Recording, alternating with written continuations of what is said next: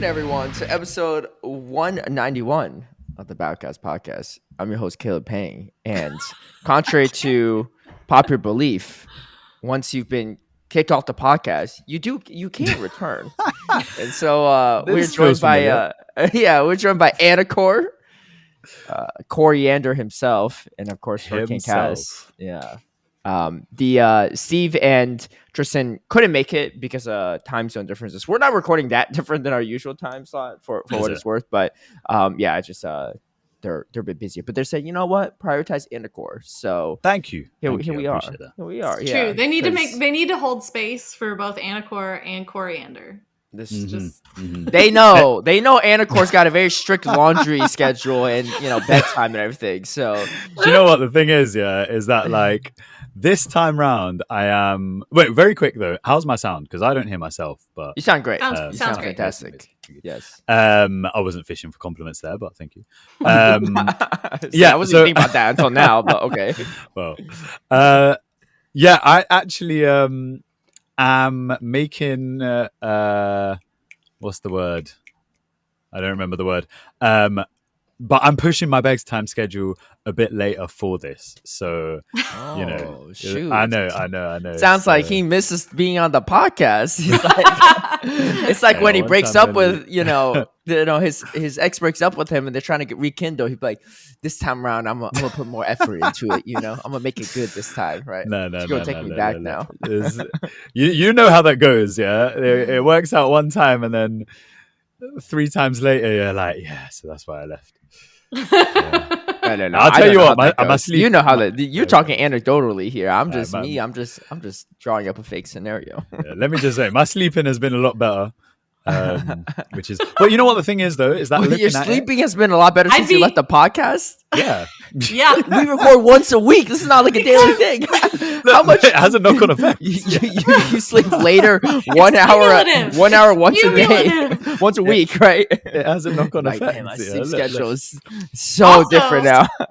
Also, just like having to wake up, I imagine, and respond to crazy demands on Discord, which I know Steve has to do all the time. He's like, do you know what? No, I was not demanding nothing. Yeah. I just need Anicor to show up for me. That was it. I honestly, in terms of my Discord, I sometimes show people this, right? But and this is actually for anyone who's listening right now, if I haven't replied to you on Discord, it's not personal. Yeah. If I could show you my list of unread messages, it's crazy. Oh, I'm about to make it personal here because I gotta say, whenever I message Anicor, no, it's nothing bad, but it's bad depending on who you are. When I send Anicor a message, he responds like within 24 hours every time. Which means that all these other messages, it sure is personal because he's not responding to you all under 24 hours for whatever reason. See, I wouldn't have known that you were that bad at responding, given how we messaged. As long as it's time sensitive, I'll reply. But if it's not time sensitive, sometimes. Honestly, sometimes even when it's time sensitive, I'm like, currently, if I look at and because obviously Discord only shows you a certain amount, right? So if I look amount of unread, I believe. I didn't know. I believe it's 99, and then it adds a little plus. I think it, and then it's no. Plus. I don't mean actual like singular messages. I mean people. Yeah, there's a limit to how many unread people it will show you. And if I go on to the lowest one at the moment, they're now going to be read, I guess. This was from someone is going to be listening and they'll be like, finally, God. This was to get on the podcast to read this message. Of December. 27th December. That was a whole year ago. Yeah. Admittedly, I'm also not the best. So what I'll do is I'll read the message and I'll think to respond later, and I don't. And I feel bad, but the thought's there, right? The thought's there. I have like a really great message reply, sincere message. I do the exact same thing. And I do it like not just on Discord, but I'll do it in like whole emails too. Because like my writing partner for this comic project that I'm doing, he was like, "I sent you this a month ago," and I was like, "But didn't I email you back?" And he's like, "No," and I'm like, "No, I swear, there's a whole email in my head." I feel the vibes. I feel like the reason I leave people unread though is because I want to do the same thing as you two. However, I'm aware that if I read it, I'll forget completely. I feel like you forgot about this person completely. It's been 2 months. It's February 26th. Yeah. So obviously, obviously it doesn't work. So. And luckily for this person, you decided to check, because if you weren't on this podcast, it might be December 27th, 2025 before you take a look at that message. You know what? I would hate to know who's right at the bottom. So message requests, I know for sure. For DMs, the people you DM with might be a different story. But for message requests, if you don't open up the message requests in under a certain amount of time, then it goes away completely. Mm-hmm. Oh, so DMs actually... So I know this. DMs actually do go away as well. Really? If like, I don't know what the thing is, but like sometimes if you haven't spoken to someone in a very, very long time, it won't delete completely, but it won't be on your list. So if you search their name, like it won't come up. But then if you happen to find them again and like message them, then the history will come up. Yeah. So anyone who's trying to get through to me, maybe, I don't know, pretend that it's urgent. That said, though, if you start doing that, then I might stop paying attention to the urgent ones. It's a high risk, high reward scenario. Yeah. I don't know. Play it by ear. No, all I'm saying is it does sound a little personal, but now this actually reminds me, because over this past week, I shot Marco Galde a message. I'm like, man, if he wins EUIC, that'd be quite the story. Like, I'm gonna help him prep, right? So I messaged him. I was like, hey, you need any scrims? And then I realized the last message we exchanged on Discord was back in 2023 when I was making that video on El Che, right? Yeah. And I asked you for footage of the Santiago regional, right? Because it was like a grassroots stream, and you had downed the whole thing before it went away. And I put it in the video, and Marco Galde asked me where I got the footage from, because he'd like to see it. He asked me right away. He was like, right after that, he was like, "Oh, can I share it to my viewers?" I was like, "Yeah." Yeah. Well, okay. Well, that makes more sense now. He asked me for that footage. I never responded. And that was the last message he sent me back in 2023, fall of 2023. And then I was like, oh, also, sorry I missed this. If you still need it, let me know. I can ask Anicor. He did not. He just laughed, and then he just said, I don't even have a team yet for UIC. And this was like less than 24 hours before Friday when it started. I was like, okay, perfect. No scripts, I guess. But anyway, speaking of UIC and all those things, before we get to all that too, what you been up to, Anicor? I'm sure the viewers are curious too. It's been a hot second. Oh, look, I feel like the last time you're on was it just Off the Worlds? No. It was before Worlds. Oh, because you left shortly after NEIC. Yeah, because we did our... Because you weren't even part of our Worlds prediction. We had Butters on for that. Yeah. So it was after NEIC. Yeah. Well, the first time I was on this podcast. It was you two right after NAIC. And now we're all back. We're all back. Yeah. Kaz didn't know at the time. We're like trial testing, or maybe you did know. I don't know. Our viewers definitely didn't know, but we were like trial testing potential hosts and be like, I got an idea to expand this a bit just in case another one leaves me in under a year. So. Okay, well, I guess so. If we're going back that far, you went off grid for a bit right before Worlds for sure. Yeah, I did. I think you know what I was. Oh yeah, because I spent 2 weeks in Kashmir. I think I was like. It felt like 2 months, but yeah, I guess it was 2 ages. Weeks. Yeah, it was like right during the APAC Championship Finals. Yeah, you left, and then we were casting that, and we're just like, what? Like, how are these guys getting the money from it, right? Like, I hope Anicor's able to send it over from wherever he's at, because we don't know where he's at. Well, I confirmed with the winner that they did get the money. So maybe we should confirm the winner just in case. Coriander? Of course, you say you confirmed with the winner. Yeah, you take my word for it. Okay, so so I was in Kashmir, and then I think I was just like spending summer doing stuff. Then it was Hawaii. Oh my god, can I just say that? Okay. Oh yeah, and then you came over to okay. Now that was my first time in the US. I remember we're driving around Skid Row, and you're like, "What the heck is going on?" Like, this is what it looks like. I was like, "Yeah, ain't it look like what it looks like in Hollywood?" You know? Look, I'm sorry to all you US living people. Richest country in the world, by the way, but your the craziest country is wage not gap. a real place, man. I swear down, like it is. Okay, look, within 2 hours of me and my brother being there, right? So my mate picks us up, and he's driving us to your place. Yeah, within 2 hours of us being there, it's 4 PM. There's one homeless guy passed out naked on the floor on the sidewalk. Yeah. And there's another guy literally, 10 meters away from him who's trying to break into a truck. Yeah. Mm-hmm. And then I can't remember if he was successful or unsuccessful at breaking into a truck, because he then went to try and break into a store instead. Wild. But I was a bit like, oh yeah, this is America. It's America. And honestly, Hawaii, not that much better, because like I know most people were living in what was it called again? The Hilton, Honolulu place? Beach. Yeah. But most people were living around there. So me and my brother, we were actually living a bit more inland with a friend of a friend. Yeah. So we were coming in and out each time. But how far was the drive? I think it was something like 15-20 minutes. So it wasn't too far. Yeah.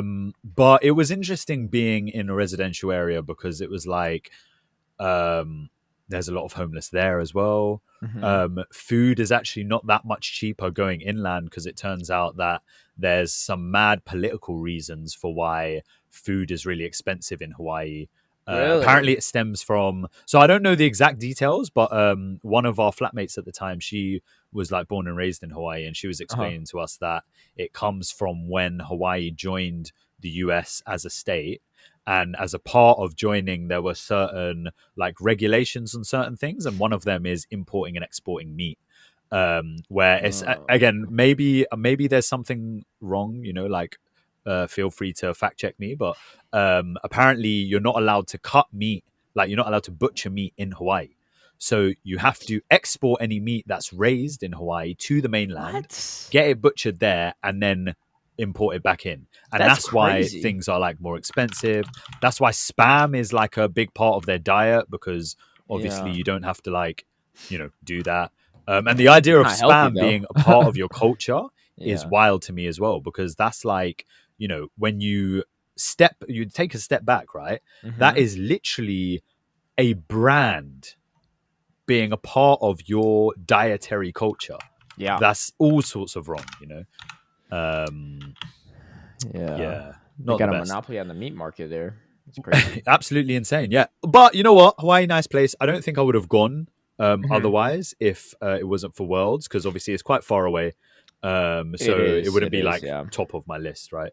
Let me just also say, oh my God, the flight from London to LA, Norse Airlines. Now, I have a lot of bad things to say about them. However, I can't lie. I'm looking at booking for Worlds this year, and I'll probably fly with them again. But but how can you have something like 9-10 hour flight? Yeah, no headphones, no food. On a 10-hour you booked a cheap flight though. Yeah, wait, okay, so no luggage. How expensive it? No luggage. Wait, luggage. How expensive was it? But you had to pay for luggage, right? Because you need to. You have to pay if you want actual luggage, but they're not going to. So how much was your flight plus like the luggage and everything? I think it was around like £800-900, which is maybe like $1.2K. Something like that. That's a lot. Wait, right. Yeah. Oh, I mean, it's going to Hawaii, I guess. No, it was going to LA. I was gonna say no. That's way too expensive. Why don't you just take Delta? Like my Delta flights are cheaper than that. Last minute. So maybe that's why. Like I'm looking at it now, and it's roughly about £600-700. Double. Which is maybe like I don't know. Maybe compare that to like Delta and double check, because Delta is like usually pretty affordable. I'll check. I was using just Google Flights. No, and usually Delta. It depends on where, right? No, but for LA to London, right? Because that's what I take to EUIC, and like it's like 700. Really? Yeah. Would you think it's seasonal though? Like based on the season? Could be. I mean, it's probably Worlds did say Anaheim this year, so that's what I was telling you. Like, you should just buy your ticket sooner than later, because a lot of people already know, right? Well, because like also EUIC is sort of like late winter, early springish, right? Yeah, nobody wants to come here for that. Yeah, like nobody. Well, but last year was during April, so yeah, that's like early spring. Even then, so you don't want like, to come here for that. Honestly, like, I feel like you're only really safe in June. It's not a time of year when you expect to see much travel, like between the two, because it's kind of gross everywhere. But for summer, I imagine like coming to the States is probably more expensive. And also, again, like you don't really have like a guarantee of a summer here, so I can imagine a lot of people from here are deciding to go to somewhere like LA, for a summer. Like that sounds like a safe bet. I guess so. I don't know. Yeah, well, take a look at it and see. I feel like if it's anywhere like if it's 800 or more, it's probably not worth. There should be something cheaper. That's my guess, especially if you book it ahead of time enough. But maybe it's a bit late. That's the thing. I don't know. But yeah, anyway. No food on a 9-hour flight. Yeah, I have flown with China Eastern. Yeah, and even they gave me food. Were you able to pack some snacks or something, or like? I had to, yeah, but like I didn't bring the right snacks, to be honest. Like I got a bit sick of them. Did they at least have like food you could pay for? But that's not the point. I'm already paying for your budget flight. Yeah. No, I didn't. It's probably like big ripoffs. But capitalism. Nah. Again, like I said, China have outperformed this airline. Yeah, they're breaking a lot of those myths with that red note, Bro, well, anyway, so very disappointed with Norse Airlines, but unfortunately I might fly with them again. So did you want to spend extra time in LA again, or you've already seen I think I might actually, but I think what I might do is like go to some like national parks or mountain ranges or something like that. That's nice. In California. I know Tomahawk and maybe Colin did that. They did that last year. Yeah. We like. Me and my brother, we booked super last minute because I think initially we were like wondering whether we should go. And so because of that, we didn't plan it out very well because actually it turns out, I mean, you met my mate Sean, like he was there right at the same time. And then also it turns out that like we have some cousins who are living in Utah, which is that's actually not too far. Yeah, this is the thing. And we hadn't seen them I'd seen them early in the summer, but like my brother hadn't seen them in like 10 years or something like that. So we were like, we could have done that at the same time as well. First cousin? Yeah. But yeah, so that was Hawaii. And then also around that time I was like kind of leaving Pokemon a bit because I was just like I wasn't feeling it. It felt kind of stressful. I think I felt like I was doing a lot of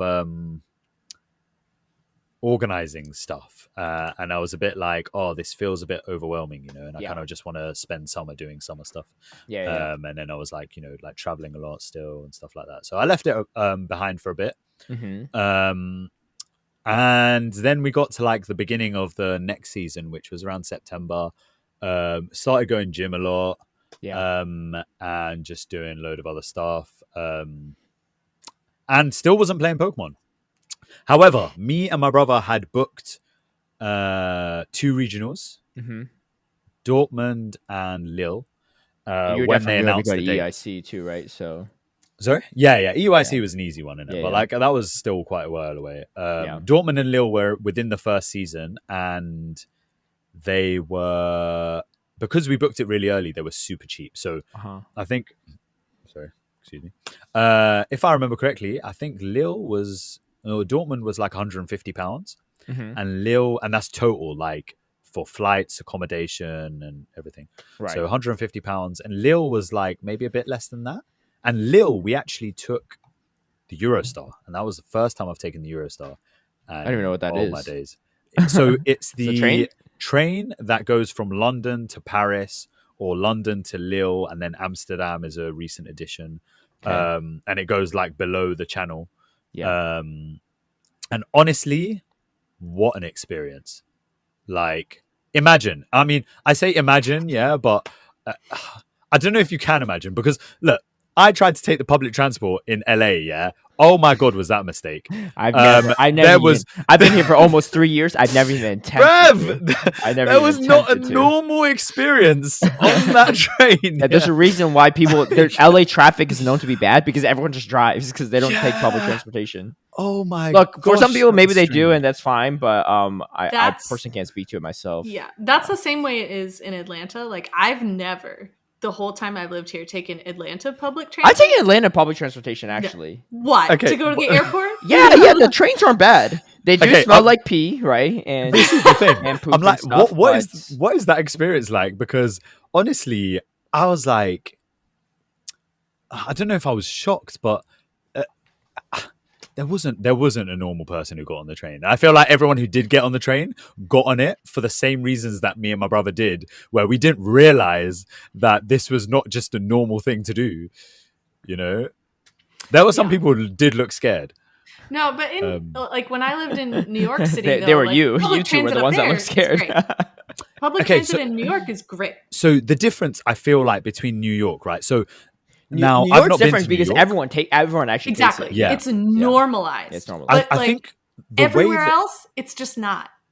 I think the way that so from what I've seen, just again, I haven't seen too much of the US. I've literally only seen LA and Hawaii, but I feel like I imagine that New York is built more similarly to a European city where things are a lot closer together, whereas these other cities are, built on a different structure. I don't know what structure. And then as a result, you're probably going to drive as opposed to taking the public transport because it feels like the public transport's a bit more of an afterthought, But so I like New York. I follow this one Instagram page called Subway Creatures.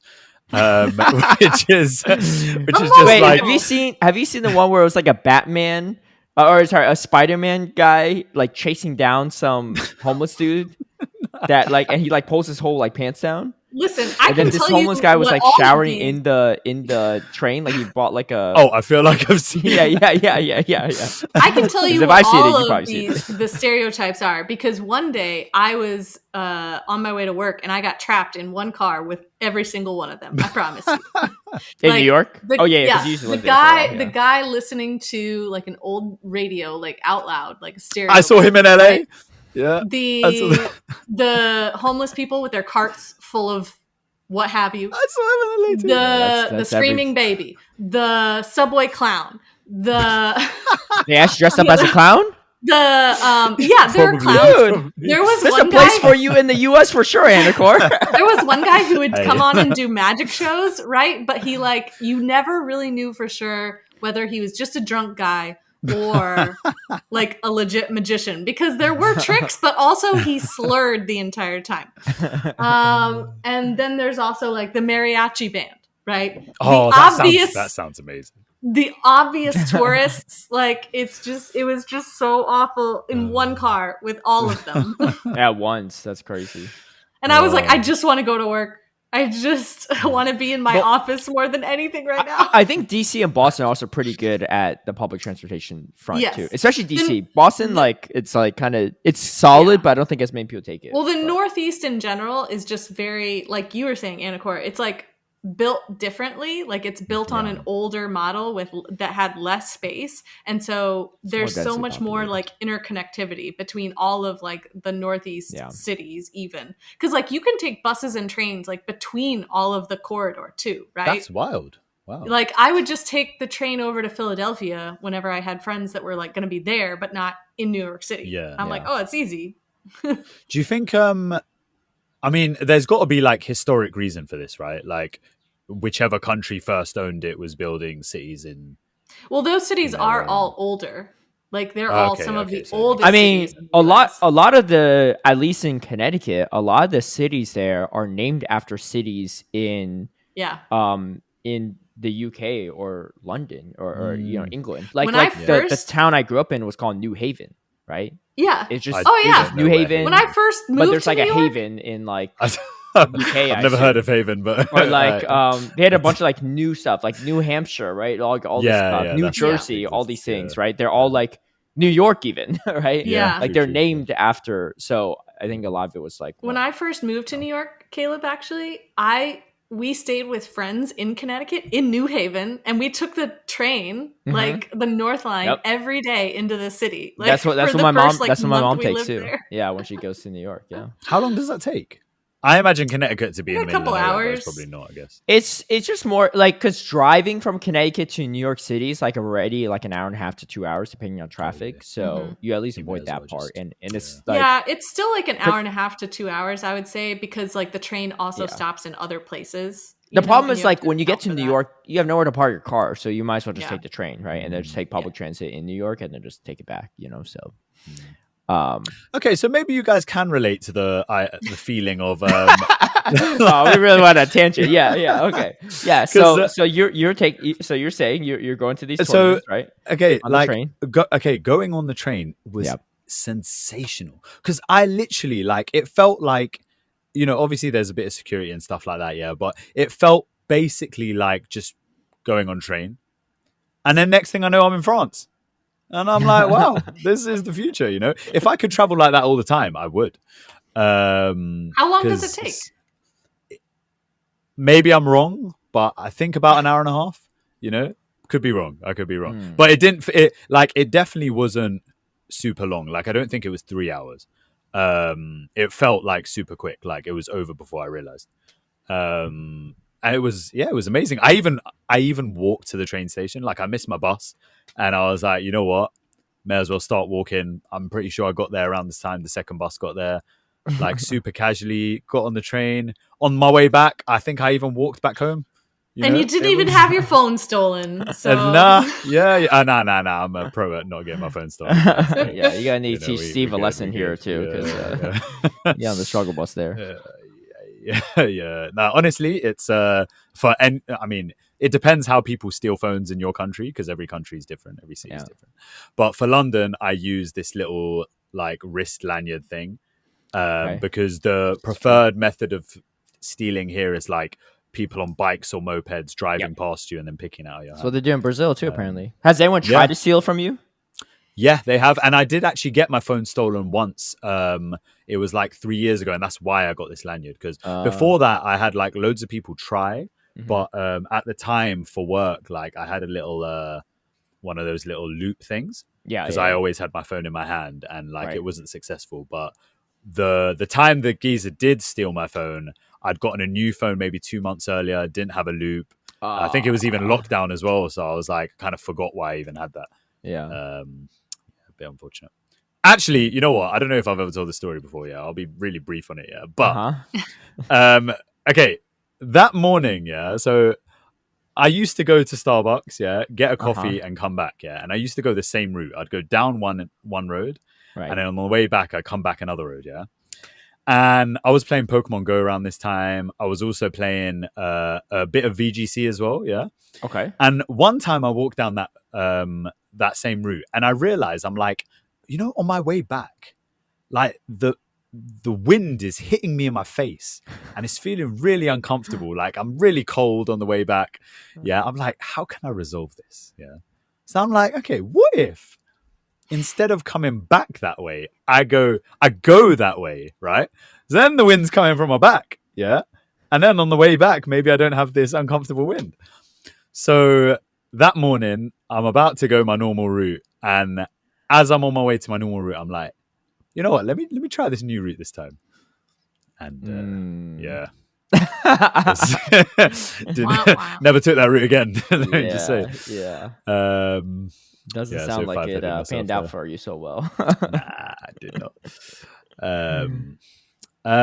Okay. So I went to a couple regionals, but basically, again, by this point, I'd stopped playing. So honestly, I went to Dortmund pretty much because we booked it. And Lille was the same. However, obviously in Lille, in Dortmund, funnily enough, true me fashion, I had a team sheet error. I still had like mud shot on my Clodsire from Worlds or something. So I lost pretty quickly in that one. But Lille was interesting because obviously went there by train, and I, again, hadn't been playing at all. Hadn't really opened the game. I hadn't even claimed my GBL rewards by that point. I didn't have a team, and literally the team I put together, I think that's a Stunfisk team, right? No, this was the Quagsire Araquanid team. Oh, okay. I was gonna say Araquanid. Yeah, and literally, so where did Araquanid come from? Also Registeel. And Registeel. Yeah. Okay, wait, you have this pulled up right now, Cass, or you just remember? Yeah, no. Okay. I was gonna say, I was like, damn. Okay, I was like, I definitely don't remember that. You named half his roster. I was like, what the heck? I was like, we definitely didn't recap your team on the podcast when that happened. Yeah. I don't blame you. Well, okay, so Araquanid came from literally 2 days before. I type in like the chat in TM Pizza. I'm like, what should I use for Lil? And Emmy Weedle goes Araquanid, and I'm like, okay. So then I'm like, okay, let me build around Araquanid. And I started building on the train to Lil. And then I think like one of the last additions I made, which was actually really impactful, was me, my brother, and Kazim33. We were all we'd landed and we were getting a kebab, and my brother and Kazim were just chatting about like what mons are good, and one of them was saying like, oh, actually Shadow Quagsire is quite good, and I was like, all right, cool, I'll dash that in as well, and yeah, literally threw it in. And then I think the last change was I went to sleep, and in the middle of the night I woke up and I was like, I'm too weak to Malamar. And went on RK9, added Amanda Buzz, and went back to sleep. Yeah. And you had the Araquanid though. I know, but I felt like did I feel like I was too weak to Malamar? I think I did. Was it also Ariados or something? No, okay, it might have not been Malamar. It might have been Ariados. Yeah, it might be an Ariados. I felt like I was too weak to. Even though, yeah, it was actually that, because then someone else mentioned afterwards, they were like, yeah, but you had A/ and Registeel, and I was like, yeah, but it still felt a bit too weak. Well, the thing is, the whole day I was like very weary of the Ariados, because it's like maybe I scared it off, but something like a Registeel sometimes feels hard to bring, right? No, yeah, and also Registeel into Ariados is kind of weird once you start shielding too. Yeah. So I think the Europeans kind of love Ariados too. Felt a bit better. Yeah, they really do. And yeah, that tournament was going well until until it didn't. Yeah, that was. It went pretty well though. It went pretty well. Yeah, I know, but you know what? That one, how far did you make in that one? Number 9. Top 12 was it? Oh, okay. Top 9. Did so just below top 8. Yeah. So here's the thing. Definitely on the Dracoviz graphic. Yeah. I should be on there. Yeah. But here's the thing, that loss there, yeah, had such a ripple effect on so many people. Yeah, it lost Kazim. So it lost me some money. It lost Kazim some travel award money. Wait, was it? This was the one where you were trying to pause. Yeah, and it didn't work. Yeah, because you changed the whole result after that. If you win that, literally completely different. Because I mean, Colin made it to the finals. Yeah, you changed so much. It changes the whole like. How did you feel about that? Were you like tilted, or were you just like? You just had your typical goofy reaction that I was. I mean, it's not even your fault, right? But it's just I was like, that's the Anicor I know. He found a loose con when there wasn't one. And the problem is, that's the funniest part. Is you were playing to your win con too. I know. Like you did everything right, and it still screwed you over. I was like, this is the worst part. This is the most Coriander the clown moment I've seen in a while. Bruv, literally, I was like, the only reason I'm doing that, yeah, because obviously looking back at it, I'm like, oh, he just switched out recently, so there's no reason for me to do it. And also, I remember in my head, yeah, right before he threw the last charge move, like the second last charge move, sorry, in my head, I was like, all you need to do is throw 2 aerial aces, yeah? Yeah. And in the time of the charge move, I was like, okay, let me make sure he doesn't catch. There's nothing to lose by doing that. Yeah, let me just be disciplined and not throw just the a bunch game, of money and other medals and stuff. No, but I'm thinking like, let me not throw the end game. Yeah, let me just like, keep composed, because sometimes like you can get a bit ahead of yourself. Yeah, and maybe you forget something important. Yeah, of course. And yeah, nothing showed up on the screen, and it's so bad. I tried to pause yesterday in GBL and it didn't work. I know, yeah. It's really not reliable, and I think loads of people have said this, but I feel like I don't know if mine one was the most like prolific on stream, Yours are definitely the most prolific on stream. Yeah, it was jarring. I don't remember any other examples. Yeah, but definitely like the furthest I think we've seen in someone your defense, Kate, like you didn't remember before we started this conversation either. What? What, this thing? No, I remember the pause thing, but I don't remember his team. I just remember he had a mana bus he's trying to pause on for like a million years, and then he's just like, oh, what happened? And then he loses. And then the rematch, I guess it's not really disputable, right? So this is the thing. Like, apparently, it's not disputable, which is a bit annoying to be honest. But it's just like it's because that would mean that the judges would have to assume that you would also execute the pause perfectly, even. And it's also like. Yeah, but not. It's weird because I don't even like Niantic's like not listed out that it's explicitly like intended mechanic, you know, because they know that. I know the whole thing with the whole accent arrow thing from like San Antonio, like back. Oh right, like that was like the whole like situation there. Where where someone was like zooming into the.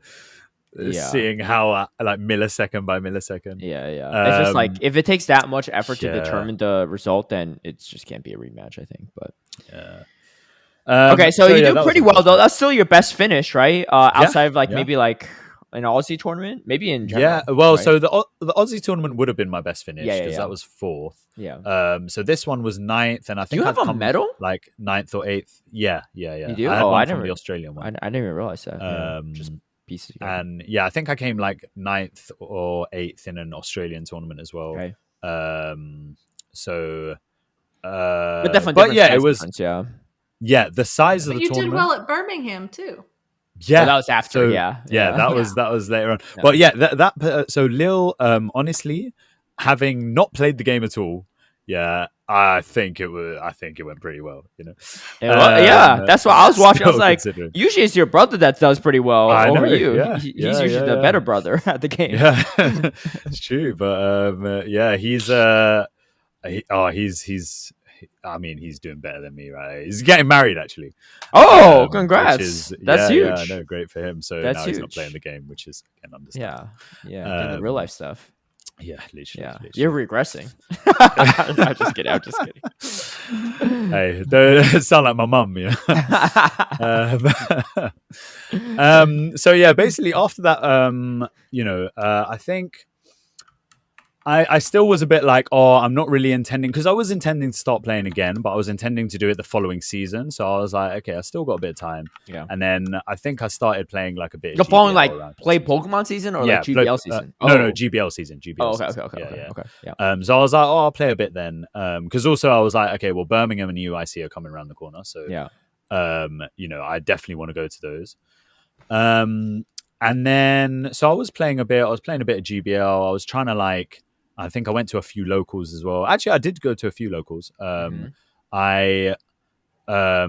had the first APC Champions tournament in like 3 seasons because I'd been flopping up until then. And I had to produce it, and it was quite exciting, to be honest. Yeah, I tuned in for a bit. It was on YouTube, I think, right? Yeah. It was BJ and what's his name? Panic, yeah. BJ and Panic, and then we had for the first one it was BJ and Panic, and then Fishy Legs and Mikey Morgs. Gotcha. And that was a lot of fun to do. Entered a few locals, and then Birmingham came up, and basically my brother was like, so already coming up to Birmingham, I kind of lost track of time, and I was like, oh crap, like Birmingham's around the corner. I haven't really done any prep. But then I also felt a bit like drained. I was like, I'm doing all these other things. Like I kind of, where do I find the time to focus on that? And then my brother was like telling me he's not going. And I'm like, well, I guess if he's not going, like I'll still try and go, but I'm not going to book like accommodation there. Right. Like I don't feel like I'm that committed. However, Dinoski was driving up. So I was like to Dean, I was like, Brev, can you pick me up? He was like, yeah, cool. Woke up that morning, 4 a.m. Yeah, 4 a.m. wake up that morning. I think I only had like maybe 3-4 hours sleep, something like that. Woke up 4 a.m., went to meet Dean, and then we drove up to Birmingham. And the team, I put a bit more work into the team this time. So instead of, coming up with like, the night before. I think I came up with it 2 nights before. And I was doing some scrims with one of my teammates and like with a team that I'd put forward, and he was just wrecking me with for alligator. So from that point on, I was like, okay, I just need to change some things where I'm not super, super weak to for alligator. And that was the Stunfisk team. How did the Unova Stunfisk help your for alligator weakness though? That's like electric. Oh no, that didn't. I was still using Unova Stunfisk anyway. It was actually Dugong that was helping my for alligator weakness. Dugong and Mandibuzz actually.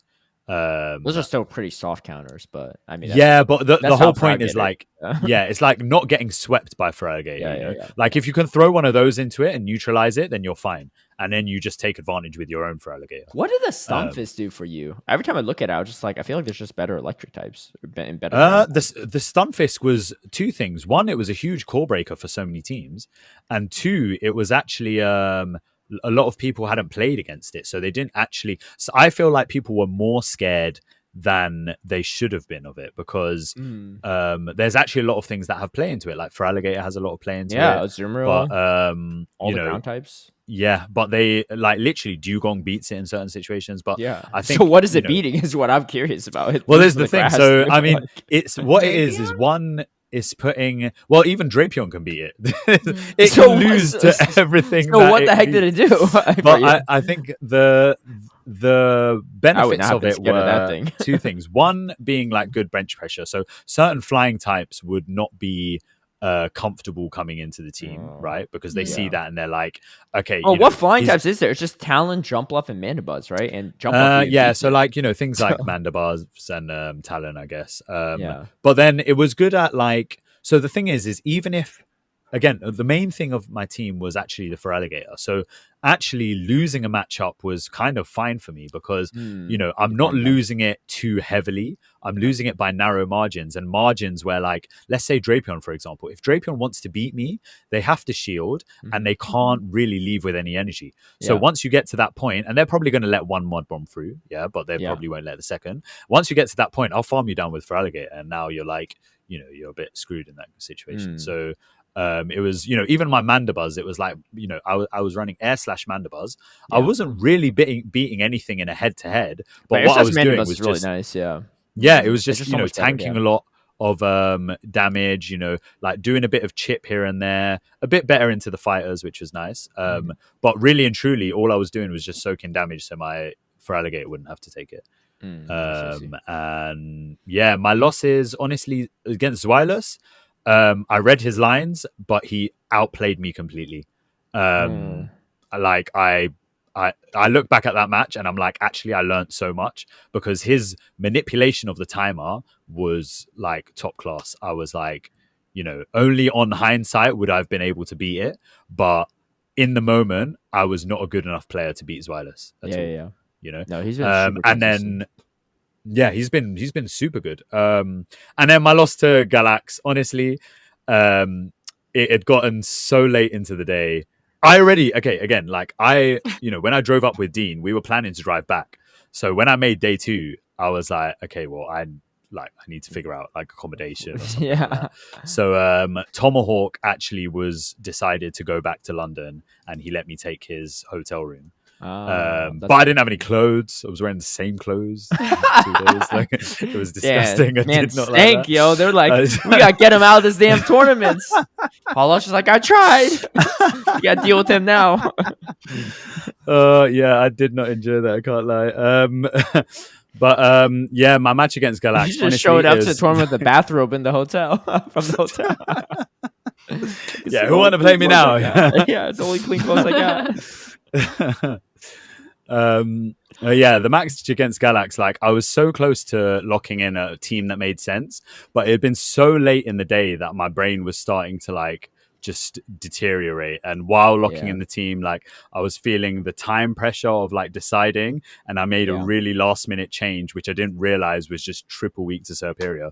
And he led against Galax too. Against Galax, the superior guy. Was he running Leaf Tornado as well? Yeah, of course he was. So that wasn't very smart. And then the second game, to be fair, it was like I played a lot better in that, sent out a better team, but my Gator just couldn't. Like he sent out a better team, so he had both Dugong and Azumarill in the back, and my Gator just couldn't really, fight through both of them. But yeah, I mean, you know what? Again, like kind of limited prep, but 4th place, which was nice. Got a bit of money. It's very good. Yeah. And you got some cards. Minimal prep. Yeah. Some people are just good at the game, I guess. I guess. I mean, not to say that the people that. Never thought I'd hear that from you, but no, I know because this guy's gotten soft in his. No. Look, I might roast people, but I respect. I know where respect is due because I'm looking at these brackets. I'm like, ain't no way Anicor would be prepping for these tournaments. Like, he's just winging it. Yeah. So winging it. And I can't even say that. Oh, maybe the EU players just aren't as good because if I watch some of the plays that these EU players are making, I'm like, nah, it's like top notch. You know, like I think before I used to think like, maybe a little bit after Yokohama, right? But it might have just been a bad run for the EU players. But no, a lot of the EU players have been really on point mechanically and everything too this season. So it's been amazing to watch. Like obviously I've still been watching everything, and you have been okay. Yeah, so that was interesting. So that's what I was going to ask you, right? Because I remember when you initially were leaving the podcast, like, I've really burnt out and stuff, and that's why you went off grid for 2 weeks and everything, and you weren't even sure if you're going to compete at Worlds and everything like that. Yeah, and I was like, he's got like 1 or 2 tournaments in him that he pre-planned for this season, but then I see you actually going to a decent amount and doing well with it, so that's why I was just like, what flipped? Like, did you get reignited with passion? Did you see your brother getting about to get married? Like, man, that ain't the life for me. I'm trying to be the next Ash Ketchum, man. Honestly, in the first season, it was literally just because we had it booked, so there was no more reason than that. But in this season, like with Birmingham and EUIC, I think with Birmingham it was a bit of like I kind of got a bit excited for it because I was a bit more rested. I'd been doing a lot of like personal training and stuff, so like my sleep and my body and stuff were like all in good shape. So I think generally like day to day I had a lot of energy. So I just felt like I wanted to engage in Birmingham, and I think after getting that far in Birmingham and realizing that actually I can probably just qualify for Worlds with minimal effort because so far I've put 0 effort in, and I think I'm pretty much close to nearly there. What's your placement? Because it's only top 50 for EU, right? Plus, so at the moment I think I'm 31st, but I still have like 100 and like about 150 to 200 points worth of local points that I could potentially get. So I feel like I can just sort of like casually go to London locals over the next few months and just fill them out. But I feel like that should be enough. What about Atlanta and NAIC? So you know what, Atlanta, a lot of people going to Atlanta, right? And the flight from Atlanta to London is not as bad because it's a much shorter flight and they have an international airport. It is a Delta hub. Only thing is that like, so I actually really wanted to go to Brazil for Carnival. Okay. I remember you saying and if in a different universe, another Anicor is actually on his way there now. But in this universe, I felt like a bit irresponsible because I've just been traveling for so long, right? So I was I probably should actually just stop traveling for a bit and like actually do some like serious stuff. So honestly, the only reason I'm going to Worlds is because I reckon I'll probably qualify. So otherwise, I also wasn't going to go there either.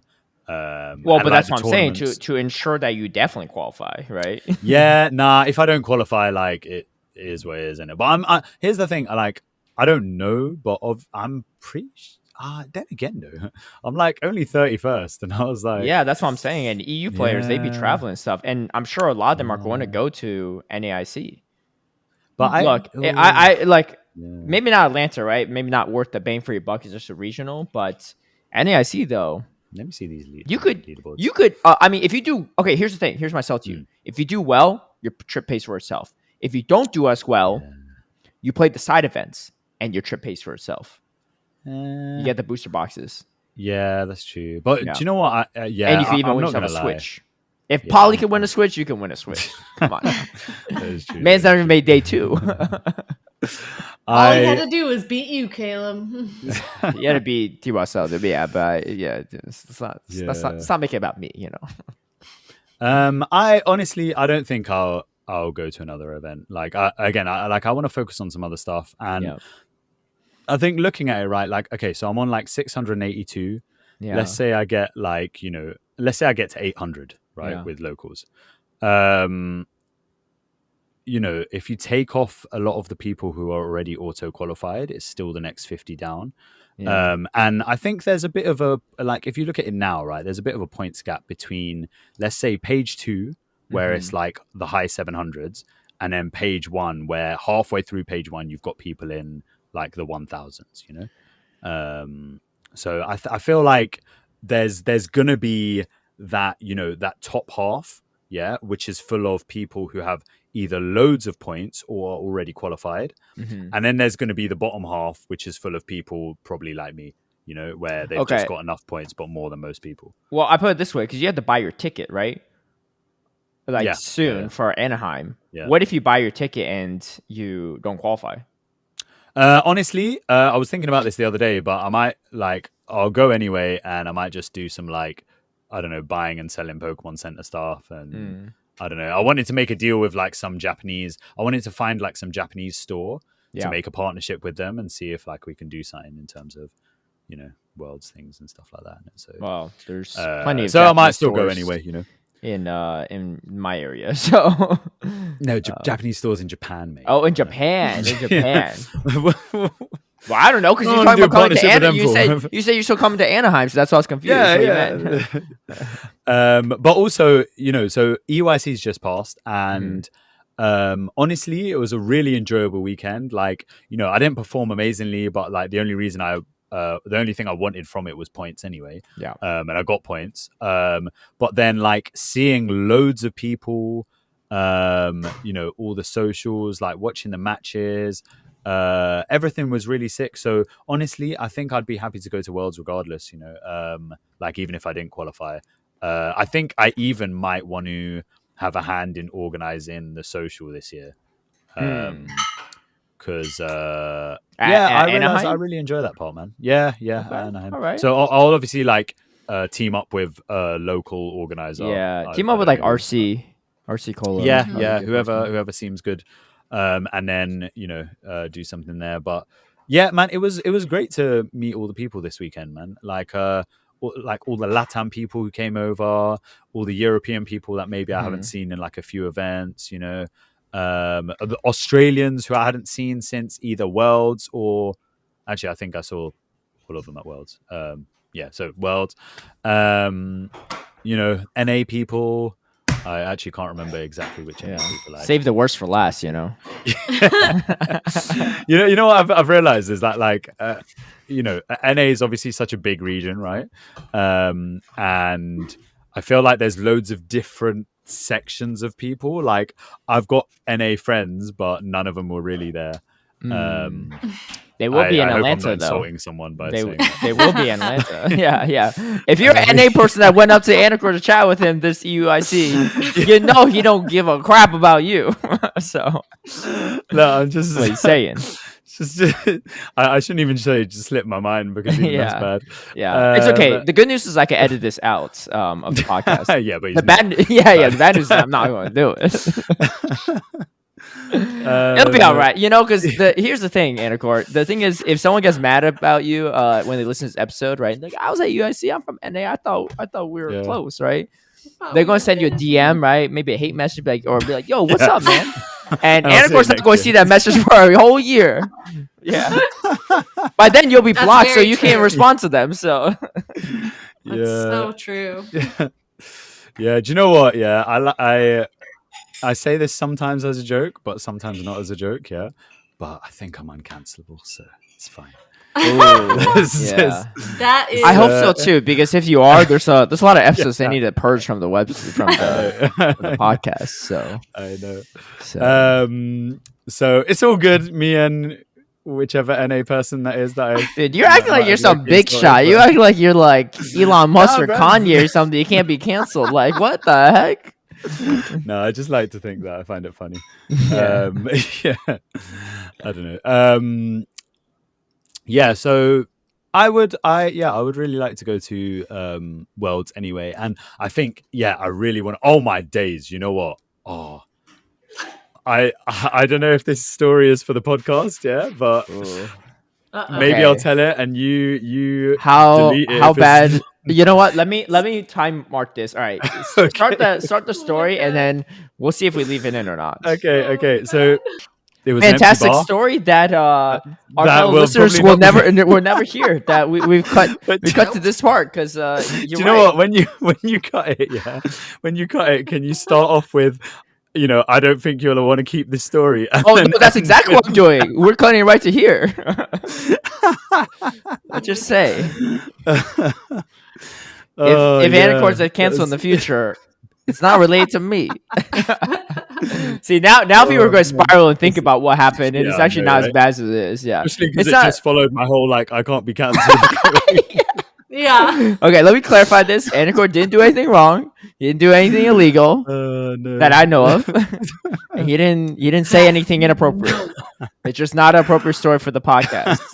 Maybe you know what? I'm gonna save this clip one day though, and maybe down the road if we have like a Patreon for our podcast, maybe if people are curious, we'll release some unrelated things. But that was hilarious.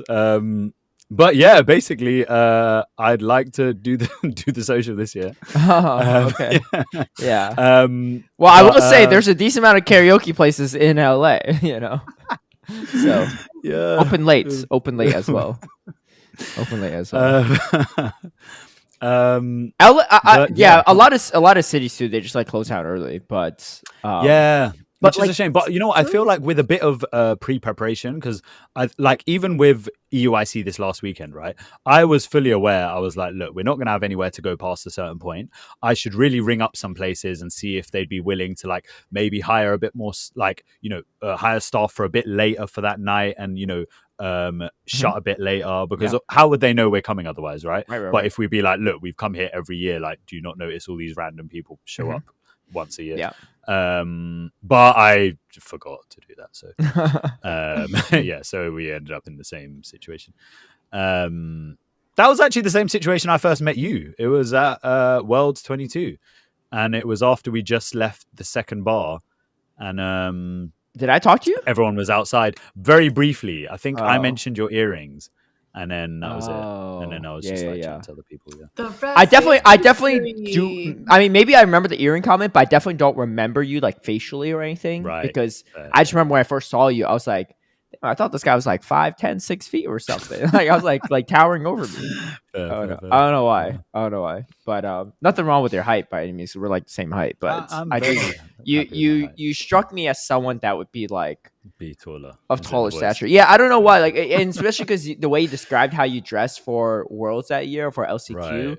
I'm just imagining the back of my head. I was like, if I met him, I feel like I remember this tall dude in a black trench coat, with all this. I didn't have a black jewelry. Trench coat. I know, but that's just the image I had in my mind of what you looked like, in person and back then. But not the case. Anyway, well, that's great to hear that you're kind of reinvigorated with the game and the community. So I feel like the unfortunate thing is obviously that it's still the same problems that we have had, right?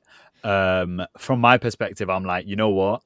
I'm not as invested where I'm gonna get as annoyed, but I'm also gonna try and make all the other parts better instead, right? So whether it's with the Asian community or whether it's with trying to organize social things or when meeting people at events, trying to make them feel whatever in it.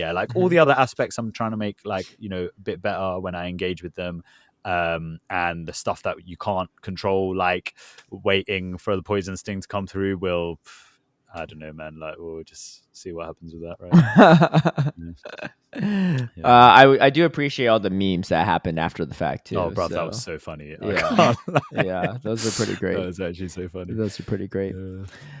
Okay, well, it's good to hear, and I'm sure we might have you on a future episode as well too. Let's talk about some of the stuff that's happening here before we go into EUIC, because we do have Anicor as a first-hand responder from the events. But before we go into it too, we'll talk about this more next week. But for the Unova Tour Legendary update, all the encounters are level 20 for a reason, not level 15. Yeah. So just keep that in mind. But we'll I'm kind of like happy and sad, because obviously it would be nice to have a new toy, but then accessibility issues are something we always complain about. So yeah.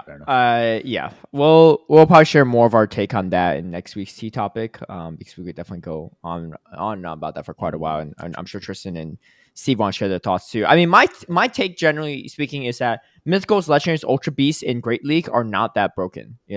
Like at its peak, it's like a Deoxys offense, but even then it was like manageable and it wasn't like completely necessary. But and Giratina, do you not think something like a Verizon, well, it seems like I don't. Yeah, but I mean, it's got the same type of chestnut, right? Like it's like I don't know. It's definitely like chestnut's not great, but I don't think it. I think it'll be an interesting change, right? There's not really good grass types in general in this meta. It gets walled off by Jump Bluff, right? Like it's just like there's like there's a lot of things like Air Slash Manabuzz going to shred it in like a few Air Slashes. So I don't think it's too bad. But my whole point is either way, they're not broken, right? They might potentially be meta relevant, but they're not broken, right? They're not like unmanageable. It's not like, I don't know, Galarian Corsolas feels broken when it's not faced against a counter, Right. Bastion feels broken when you're not facing against a counter, right? Whereas these Mythicals, Legendaries, and all that stuff, they don't feel broken, right? So my thought was just like, dude, Niantic just, in my opinion, should just make them all more accessible for some way, shape, or form. Like I have a Great League Holo, like it's not broken, but it's really hard to get. There's a 2% chance of getting it from a good friend, and how many people even have those, right? Save like almost no one's, right? So anyway, we'll talk more about that next week though. But there is a Go Tour Pass this upcoming week as well. So I will say too, based on my experience from the Unova Tour, the good thing about this time around is that it's not like last year where Dialga Origin and Palkia Origin didn't have their moves all the time. Whereas here, depending on which one you chose, the Kyurem might not have Glaciite. But that's not a big problem because you can always Elite TM Glaciite before you evolve it. The key factor is if you evolve it before it gets Glaciite, then you won't get Free Shock or Ice Burn, whatever. Right. So the exclusive moves. And then you have to unfuse and spend all that energy back again to refuse it. So that is one part that's kind of annoying. But the pass does have interesting stuff, and I think the premium or the Lux one has a lucky trinket. And it essentially triggers lucky with anyone that's your good friends or great friends or better, right? So like the 10-day like friendship, whatever. And it has like a 15-day expiration timer on it, which I actually initially thought was annoying, but I actually don't really mind it because it forces everyone to just spend it, right? When you can. And you could double dip. So let's say like I have a lucky trinket, I meet up with Anicor, I drop it on us, we're lucky friends. After we do the trade, you can drop your lucky trinket on me and we can do another lucky trade, right? If you were lucky friends before that, that's 3 lucky trades back to back to back, True. So and so I just re-rolled a bunch of like my shiny Kyurems I got from the event to see if I get Shundo, and no dice, but that is what it is. And yeah, so I don't know if it's worth the lucky trinket or not. It is kind of expensive. It's $15 USD for the deluxe pass, so not sure what it is in everyone's local currency, but it's not the cheapest of tickets. But I think the pass is kind of nice though. There's stuff you could do to rank up and stuff on it. So but none of the rewards are honestly that great outside of like some extra resources. It's really it's and really the one extra Victini counter. Oh yeah, the Victini counter is nice. Yeah, for PvPers that could be nice. Victini counter and lucky trinket are probably the biggest selling points for that from a PvP perspective. But yeah, so we have that, and then they also released adventure effects for the Kyurem, which honestly, in my opinion, are pretty underwhelming. I don't think I'll ever use them. I'm not gonna lie. I think I'm gonna use one of them all the time. Which one? The one to stop making the Stardust move around. Yeah, but it costs Stardust though. It costs 5k Stardust for like 10 minutes. Bro, imagine like honestly, the thing I hate most about raiding is catching the Pokemon. because they're just always bopping around, and then you have to like focus and stuff like that. But you At want least them if they're to just standing there. You want them to go for the ball so you can set the circle, right? Oh, I don't know how that works. So you don't know how to set the circle for a raid? Nah, what the heck? My guy, it's 2025. It's 2025. What do you mean? You don't know how to set the circle? He just got finished telling you about how he doesn't play this is why, but that's crazy, though. You don't know how to someone in the UK means, find Anicor at a local raid, show him how to set the circle to catch a legendary. Caleb forgot again. You literally no, Anicor. You literally, outside of like Lugia, you literally can set it to like an excellent or great, whatever you want to hit it with. Okay. Wait for them to attack, and once they're mid-attack animation, you throw it. They can't bat the ball away, and you're guaranteed to hit it. So you're guaranteed to land all your balls, and a good chance you get. What about the ones that are like moving like that? You wait for them to stop moving. You wait for them to attack. Yeah, but I don't have that much time, man. No, you say you don't. No. I get you. You say you don't have much time. I do the same thing. Sometimes I rush it, and the next thing I know, I'm sitting there with 18 balls. I'm down to 1. I've been there for 10 minutes, just rushing these balls when I could just waited and just thrown a few good balls and caught it right away. Yeah, maybe you're right. Yeah. That's crazy that you don't know how to set the circle, though. Someone in the UK need to set Anicor straight, man. Something ain't right. Man knows how to attempt to pause for a move to avoid the catch, but he doesn't know how to set the circle. So like one stops Pokemon from moving, and then the other, Ice Burn, makes the circle slower. I mean, both would be nice.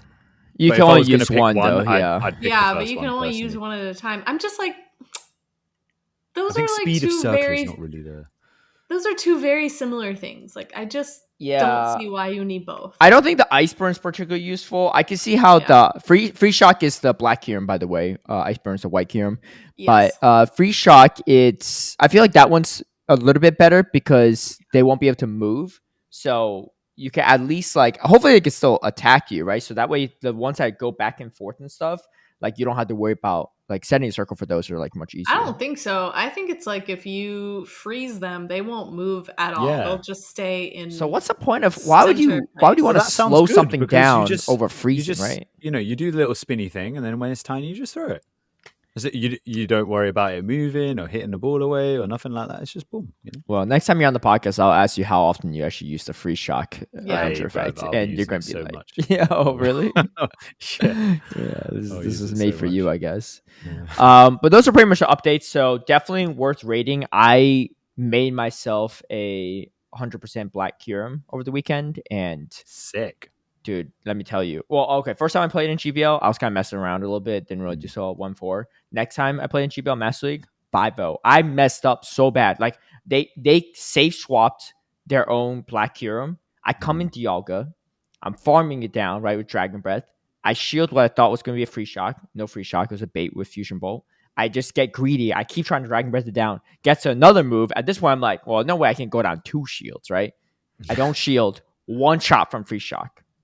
So I lost switch advantage. I'm down a shield, right? And they still have all 3 Pokemon. I have 2. And then I farm it down with my own Kyurem. Still win the game. It was crazy. It's by far, it's the best safe swap in Master League. Like, if you look at the on PV Poke, it's number 2 in Master League right now. But if you search by safe swap, it's number 1 at 100 out of 100 in terms of the rating. Wow. It's crazy. Its coverage is incredible. Like, what do you think there's like you I think you win if you safe swap it, I'm pretty sure you win the 1 shields against everything. Wow. I mean, sometimes you might have to bait, but dependent, but I mean, Fusion Bolt and Free Shock are just 2 Shadow Claws difference. Yeah, so that's true. They're actually pretty good moves, both. Yeah. I'm wondering if there's like merit to like running any of the other moves, like for dragon coverage or anything like that. I mean, Free Shock is pretty damn good already, so it's hard to say. Like, it almost one-shots a Palkia. If you land on the Palkia, you can Shadow Claw it down. Mad. Because it's only neutral, right? Same thing with, well, I mean, you already heard what happened with Dialga, too. Pretty much got 1 shot after Shadow Claw damage, so. Actually, that is insane. Wait, is that the one that has, so Fusion Bolt is the electric one? Yeah.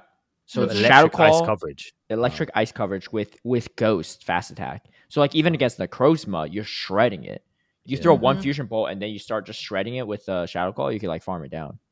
So and what are they going to do? Bait with a foul play, or maybe they're running Iron Head, or if they go for Sunsteel Strike, it's over before then because it takes way too long. So that's good. It's really good for Master League. I was looking forward to maybe messing around with it a little bit for this week, but they changed the GBL stuff, and we'll talk about that later. But anyway, so those are the main things that are going on for this week. So definitely play the events. I think it's worth a lot of the spawns and stuff. I wasn't really super keen on, but I think I was just enjoying just doing the raids and stuff and trying to get stuff. The shiny rates are pretty abysmal, but do they have that thing where you throw the ball and it catches first go? No, the catch rate super rough. The fact that they didn't have it for LA Unova Tour means that global is probably also the catch rate's probably low. Yeah, it was super annoying. Such a yeah. So you're sitting there trying to do it because they spawn so fast. You want to just do as many as you can. Can't even do that. Yeah, it's a little unfortunate. But yeah, shout out to anyone that I met and came up and stuff. One of the people I met too was even a fan of the podcast. I believe his name's KJ. From Portland, Oregon, and then also met his son as well, whose name is also Caleb, actually. So it was great. Named after you, I heard. I don't know about all that. Yeah, I don't know about all that. But that being said, yeah. So I'll hopefully see them in Portland maybe as well too for a tournament there. But yeah. But anyway, shout out to anyone that I met and chatted with briefly, and try to get some glaring course left from people, but it's not able to pull that off. I got a few, but none of them were good.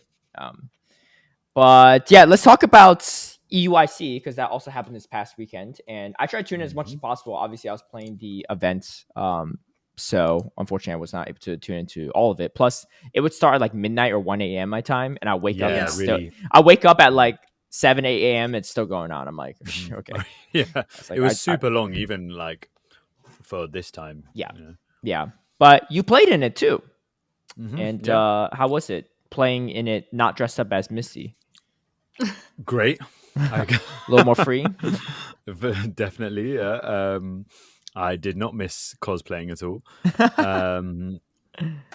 And it was you know what? It was sick because 400 people cap, biggest Pokemon tournament in history so far, or like official Play Pokemon tournament. And, you know, with the whole travel award thing, it meant that, you know, you could have people from different regions coming. So we had, from the LATAM travel award players, we had 3 out of 4. So Marto, Javier, and Kanan. Harjeff wasn't able to go. But he had the travel award. Good. He had the travel award, yeah. Then you had 3 out of 4 of Oceania. So Rick Flareon, Avrip, and Jins. NA, I think you had maybe all of them because I don't remember who got the travel award, but like loads of people there, like Lyle Jeff, Septile Ice. Septile Ice had the travel award too? I know he's got the NAIC travel award. I don't know if he had the Yeah. Who had the UIC? I think UIC it was Lyle out of pocket. Elam couldn't. Okay, Elam was Elam in nighttime. Yeah. Okay, so 3 Elam out couldn't of 4 make again. No. So 3 out of 4 from all the regions, which is great. Yeah. Plus, we had some surprise guests. So we had a little group of South Koreans who came over. So we had the South Korean champion Goji, Yetaruna, who's also a really good South Korean player, Charming Pori, who had previously entered Melbourne and also made it to the playoffs of South Korea last season. And did her brother go? Yetaruna's brother? No. Also, I actually found out it's not even her brother. That's but that's just like the Korean. The translation of it doesn't really like translate properly into. It's like English. Opa or whatever. I don't know. Yeah. So it's like they're just friends, but they call like older, like male friends like brother sometimes. Yeah. Well, so I guess that'd be why. But no, unfortunately, he's actually going to be starting what's it called? Army service for. Oh yeah. Then mandatory, for 2 years. Yeah. So he's going to be starting that soon. So I don't even know if he might be able to compete in the South Korean qualifiers.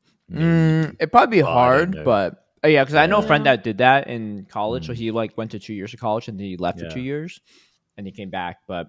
They're like pretty strict on like you just like he so you go through like some basic training and then afterward they station you at some things, right? Because they're not like actively in war, but just in case. And most of the time they're just stationed outside like government buildings, so they'll be like security guard in front of government buildings, and he'd be by himself. Yeah, I remember he was telling me, he's like, yeah, you can't listen to music, you can't talk to anyone, you're just by yourself, and you have like 3 to like 7-8 hour shifts where you just stand there and you just greet like officials that come in, and that's about it, right? And you just stand there most of the time. I was like, yeah, that's a long time. He's like, yeah, I did that for like a year and a half or whatever. I was like, what do you think about? I was like, you think about me? And I was just joking, right? He's like, no, honestly, Gabe, I did, because I had a lot of time to think about everything. So of course I thought about you and everything else too. Yeah, that's doesn't sound like something I'd like to do, to be honest. No. You know what the most appealing part sounds like is the training. But then even that, I imagine the training's not like too when intense. you It do just, it. yeah, I think they just get you like in a generally in shape, and then the rest of the service you're just standing. So like, I don't think he had to work out that much like after the initial training. But yeah, so surprise Korean guests, and honestly, I think players from, I'd say actually the Asian representatives did the worst. But even then, it was like, Rick Flareon got to the losers finals in the group stage, and I think most of the other players were like either losers semis or like a round before. So all respectable placings. I think most of them all got points and prize placings. But looking at the bracket this weekend, and honestly, when I look at the brackets, sometimes I look and I see some groups where I'm like, okay, honestly, there's probably one or two, guaranteed winners here. And obviously it doesn't guarantee anything. Upsets can happen, people who you don't expect to, or, people who I don't know can end up, doing really well. But generally you're always like, okay, there's one or two big names here. They're most likely the favorites, right? When you looked at the groups for this weekend, and bear in mind there were 16 groups, yeah, I think no group had any fewer than like 4 big names where you were like, any one of these. And then, but that's only the big names. Then there's these other names underneath where you're like, well, they also have just as much thing. They're not the biggest names in this group, but they can very well, do it. Every group was like full of people. And honestly, competition wise, it was exciting because of that. And I imagine you can expect something just as big, maybe even better, depending on like what they decide to do with the cap for NAIC. But NAIC is going to be super exciting because that's the last push, know. So anyone who thought like, oh, maybe I'm nearly, everyone's going to try and go, You? Yeah, not me. Just take a look and see. Take a look and see. It's a much shorter flight to New Orleans than to LA. You could make it by without like any food on the plane. Just bring more change of clothes than you did to Birmingham. Yeah. Too. But I'm sure a lot of your Dracovis friends and a lot of people in the area. I know. You just hop in an Airbnb. Like it's go, like $100 or something. For a weekend. New Orleans. You're talking about Carnival. Do you know what the other thing is? This would be during like, it's New Orleans is definitely a party city. Yeah, actually, I just remembered, but because I was thinking at first, I was like, okay, look, if I get at first I was silly enough to think that I might have a chance with Travel Award. How foolish I was. But no I mean, to be fair, I would have had a chance if I did well in the UIC. But yeah. Small chance, right? When I was looking at it, I was like, okay, what are the dates? And actually, it falls on the same weekend as a rock festival in the UK, and I really, really want to go to this festival because I haven't been to a festival in like 9 years. I haven't been to a rock festival ever, and also like I don't really have that many friends who are into that specific music, but I have one friend who was like, me and like my group are thinking of going, and I was like, brother, please, like that sounds so sick. So I think I'd rather be in the rock festival. Okay, to be honest. Fair enough. To be honest. Competition was amazing, and even right down to like day 2, like most of the top 32 matches, they were just nuts. I think one thing to say, right, is I don't know if this is a tangent, but Wigglytuff. It was something people were speaking about like 1 to 2 weeks before the tournament. People were discussing, being like, look, it core breaks loads of stuff. Loads of people bought Wigglytuff.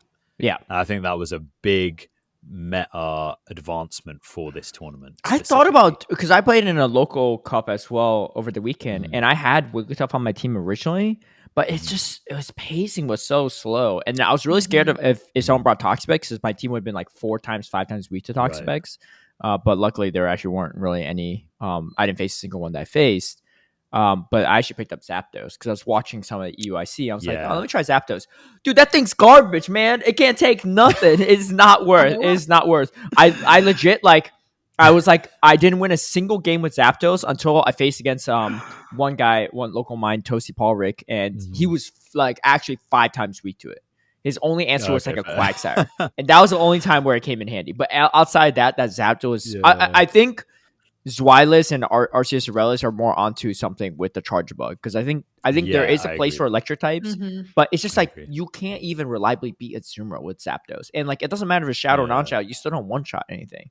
I made the mistake of going Zapdos there, and I went Shadow Jump Left, which I probably should have just gone non-Shadow Jump Left, because you still need to throw 2 moves anyway. So I think so.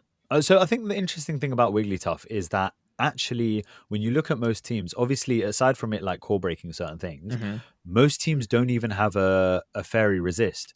So you can kind of just like freely safe swap it, and like, even if you're not winning the 1-to-1, you're getting some sort of advantage. You're potentially using it to like put a dent in a problem Pokemon, or you're using it for just like classic 2-shield Wigglytuff strats. So from the perspective of your opponent not having a resist, it's funnily enough quite flexible in this meta, because like you have a bit of freedom with what to do with it. Obviously, if your opponent's got a poison type, then you're a bit more limited, but a lot of teams just did not have a resist at all. The pacing was just too slow for me, but I do think it's pretty good in a sense, and it's good to ward off all the Glaring Corsa, because I think it's busted. And I was trying to prepare for it. I had a Diggersby, I think I had Drapion and everything on my team, and the one person that 2-0'd me over the weekend, for the only person I faced with a Galarian Corsola. So it was Haydonis, but I was like, dude, this thing is so busted. I need one of these things, because it's like so hard to play into, even if you have the counters for it. And he didn't care. He saw the Drapion, he saw the Diggersby. He's like, I'm still bringing this. That is insane. I wish I had balls like that. But... Hey, maybe next time. I mean, Toxapex has fallen out of the meta. Really, like in terms of play Pokemon. So like there was one guy that had it. Flying Pizza had Toxapex on his team in my local, but I luckily didn't face him. But I think fairies have I don't think enough people look outside of Azumarill. So but I mean, I think the other thing is that like, what fairies are there, right? That feel like they're viable, and outside of Wigglytuff, like I couldn't really name you one. There's probably going to be one, right? But like, do you know what I mean? Is the one that I could think of. Clefable. You know what? You know what's actually interesting about Clefable is it's been high on the PV Poke rankings for so long. Yeah, it's not a bad Pokemon. It did very well last year when it. I think this was before Swift, but with Fairy Wind. I think was it like Tauntaun who used it to get to the finals or something? I can't remember.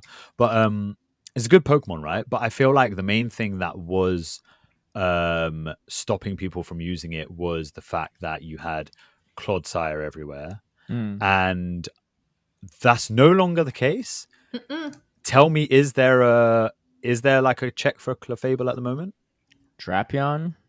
Drapion's the only one. Yeah, but then even that's not like a hard check. Talonflame, right? Because you can hit back. Maybe. And even Talonflame, it's not as bulky as Wigglytuff, though. I think is the problem. No. Like I think Wigglytuff, like even though the pacing's slow, the damage is there. Whereas like Clefable versus Azumarill, why not just run Azumarill, right? No, but they're two different Pokemon. They're two. But I mean, they operate like they share a lot of weaknesses, right? Right. But so if you go and run one versus the other, which would you rather run? I'd run the Azumarill, right? Because there's still ground types around. You're better into Diggersby with Azumarill. You're better into fire types with Azumarill, but you still have the same fairy coverage, and you're still both weak to steel and poison. But I still feel like they play completely different roles, because it's like with Azumarill, I'm not thinking that let me get a bubble advantage and then start like dishing out charge moves, right? But if I get a few Fairy Winds advantage, then I'm going to start threatening things with Moonblast, maybe taking shields. You give it a shot and you let us know. Mate, no, genuinely, I might actually. I will say though, even though I'm the one that brought it up, Clefairy also doesn't have the resistance to the Galarian Corsola. So that's like a huge issue that people might have with it right now. Yeah, but I think like if there's no obvious you just have to land the Moonblast, right? Like against Annihilate, what do? You can't bait a Swift because you don't land that, you're just like screwed. You know, you do like no damage. Maybe. I'll say I'm gonna keep it on. I'm gonna keep an eye on it for the move update because I got a little plan for next season where I'm just gonna like build a team maybe like every week or every 2 weeks and then just play it for those 2 weeks and just get like used to a few Pokemon. Okay. And I think Clefable sounds interesting because it's it was buffed and nobody's used it, but I think Meteor Mash is also just a good move. Like but I mean Swift Moonblast has to be the way, right? I feel like it has to. I mean, look, if Clefairy doesn't have any counters, then Moonblast has to be the way because if there's poison types everywhere, then you probably just won't play Clefairy. I'm just saying, Swift if you want some more damage, neutral, like a little damage. But so I mean, there's not really any fairy types. So I think Wiggly's an interesting thing. But then, funnily enough, I think so something that like again, I have been watching all the regionals, and you'll notice that although we've roughly had the same Pokemon in the meta, the difference is that the meta changes from tournament to tournament, like just slightly, right? And certain Pokemon have more of a opening during certain times. Right now is the Wigglytuff time, right? I feel like 2 weeks ago there was actually a really good time for Shadow Pidgeot or just Pidgeot in general, but nobody really used it. I guess Rich used it, but it wasn't like streamed or anything like that. Ariados, obviously around Lil time, it was Ariados was at its peak. And then around the time of Corsola coming out, it feels like there wasn't really anywhere for it to go. But I feel like now it's actually got a lot of merit again because it counts as a Wigglytuff resist. It also counts as a grass type for a lot of the maybe ground types and water types. And even the flyers that exist at the moment aren't necessarily hard beating it because like Jumpluff and Mandibuzz, you can still hit them back, so I find that quite interesting as well, how like the meta kind of like comes in and out of waves, and certain Pokemon will have times where they're the most optimal, and I think if you can pinpoint that for a certain tournament as well, you'll do really well. I think Shadow Quagsire was not as focused on when I used it at Lille. But it was the key for Lil, and obviously Boom showed it because he won with it, because Shadow Quagsire felt so free. I never played any grass types all day, and I imagine he didn't really play that many either. But like, if you look at it right now, maybe it's not really the time. But yeah, these little changes, I feel like if you can like, keep an eye on them and have like a good understanding of what Pokemon, like the time is in the upcoming event, I feel like it'll give you a good advantage. Yeah. This is where I hear my husband's voice coming in and being like, you should write a script in ChatGPT to figure this out. Maybe we should ask him why Clefable is not a matter of relevance. He's always he's always trying to get ChatGPT to solve my Pokemon problems. Maybe that's a good option as well. Yeah. Quite the tournament though, for sure. I didn't watch the whole thing, obviously, because of time zone stuff, and also I was just playing the Go Tour. But I don't remember seeing Pokemon bring the Wolverine ever. Any of them. I also don't remember seeing him bring it. It wasn't in the CP was finals. kind of scuffed too, but he played really well because I feel like ZZWise definitely had a strong team composition advantage. That Chargebug was kind of annoying, but ZZWise also played fantastic too. That winners finals and like grand finals were like pretty nuts overall. Okay, I got a question too because I didn't see this, but I heard that when Inaquins did bring it, he lost with it. What was the Shadow Palkia doing? Did it do anything, or he just like trying to flex and be like, I'm LJ too. I only got 5 Pokemon. It seems like what Pokemon's doing too, and it works, right? But did he actually bring it successfully on a stream battle? Because not successfully on a stream. Although I didn't watch the winners finals of day one because it was still like I was still competing at the time. But he had bought it successfully in the tournament. And I think the point of that was just sort of like 2-shield dragon breathing through most things. Now, whether there's something else that could have done the same thing is very possible. Yeah. I think just Shadow Polka is funny. But yeah, I guess it's got like a bit of merit there. Was it the tournament for it? Personally, I don't think so, because I think actually, funnily enough, maybe if you brought it one tournament earlier, that would have been the tournament for it, because up until Wigglytuff, I feel like most teams only dragon counter would be Azumi, right? Maybe Dugong as well, right? Dude, I'm just looking at Aqua's team. I'm just like, he does this every time. He brings a Talonflame, he brings a Wigglytuff, and he brings a just legendary dragon type. Used to be Giratina. Now he's trying to make it Palkia, but I don't know if Palkia's it. But yeah, I personally also don't think it was it as well. But I don't think he did well though. I don't think it's he did well. He did well. I can't hate, but I think that's just the difference. It is. His team is his teams are always so weird. And like I was like, it's just like it's good though because people don't know how to play into it. Yo, see, Leonardo got the Unova Stumpfist too, and so does Javier. Did you bring it? What did you bring? I don't even know. I did. Yeah. I got a bit lazy with team building, so I basically bought the same team from Birmingham, but with one change. I see. And it was a pretty good team, to be honest. A lot of my losses were just me like not being as sharp as I could have, because I look back at it and I'm just like I could have easily won that, but yeah, I'm still content. I think Stunfist was still good as well. Because Zeem's been playing really well this season too. He's been the absolutely the star tea and pizza player as of late. No, honestly, I mean the whole thing last year was that like he's constantly first page leaderboard, but just couldn't even day 2. And then if I'm not mistaken, his first day 2 was winning Dortmund regional. Really? If I'm correct. That's actually kind of nuts. That was his first day. That was the same thing with JJN actually, for a regional at least, but yeah. And then after that he's just been day 2ing most tournaments he's been to. So he's been super strong this season. That's good. But yeah, anyway, big congrats to Potamon. Obviously for what was it? Kufji? Kufia. It's like pretend that the J is like a little Y. Yeah. Kufia. Yeah. I just don't do what Zionic was doing, bruv. Oh my days. Like, Kufu. Look, I'm like, brother, does nobody tell you? Big fan of Zionic, the created this podcast and everything. But the thing that drove me nuts, was when he pronounced Z's Wireless's name. What did he say? Z's Zwylos?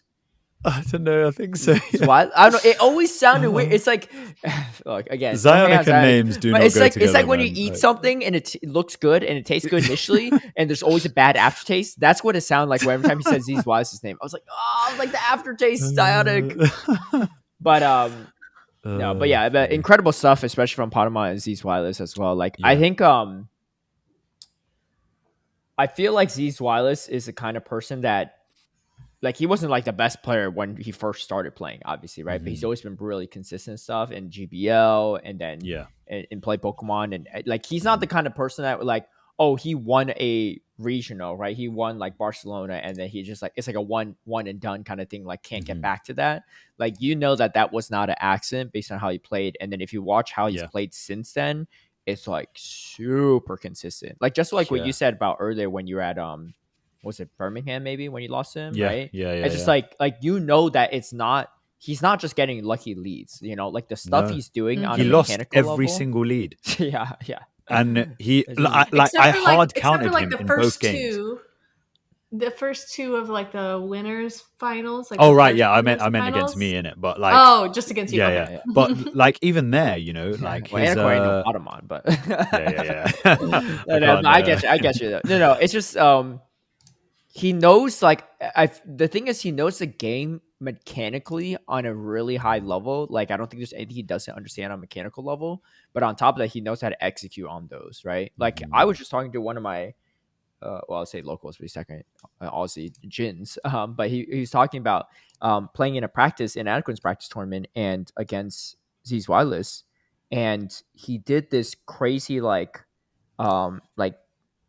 sneak catch essentially, right? Where he purposely waited a turn to bring in an incinerate user and gets a full incinerate through because he paused to go for the catch. Because if he just goes straight for the catch, he doesn't get that incinerate. But he literally paused to desync the timer to purposely get a 5-turn incinerate through, which is just wild to me, right? But that's that's how you have to do this kind of stuff, and or at least be willing to do it and know how to do it, right? He definitely did that intentionally.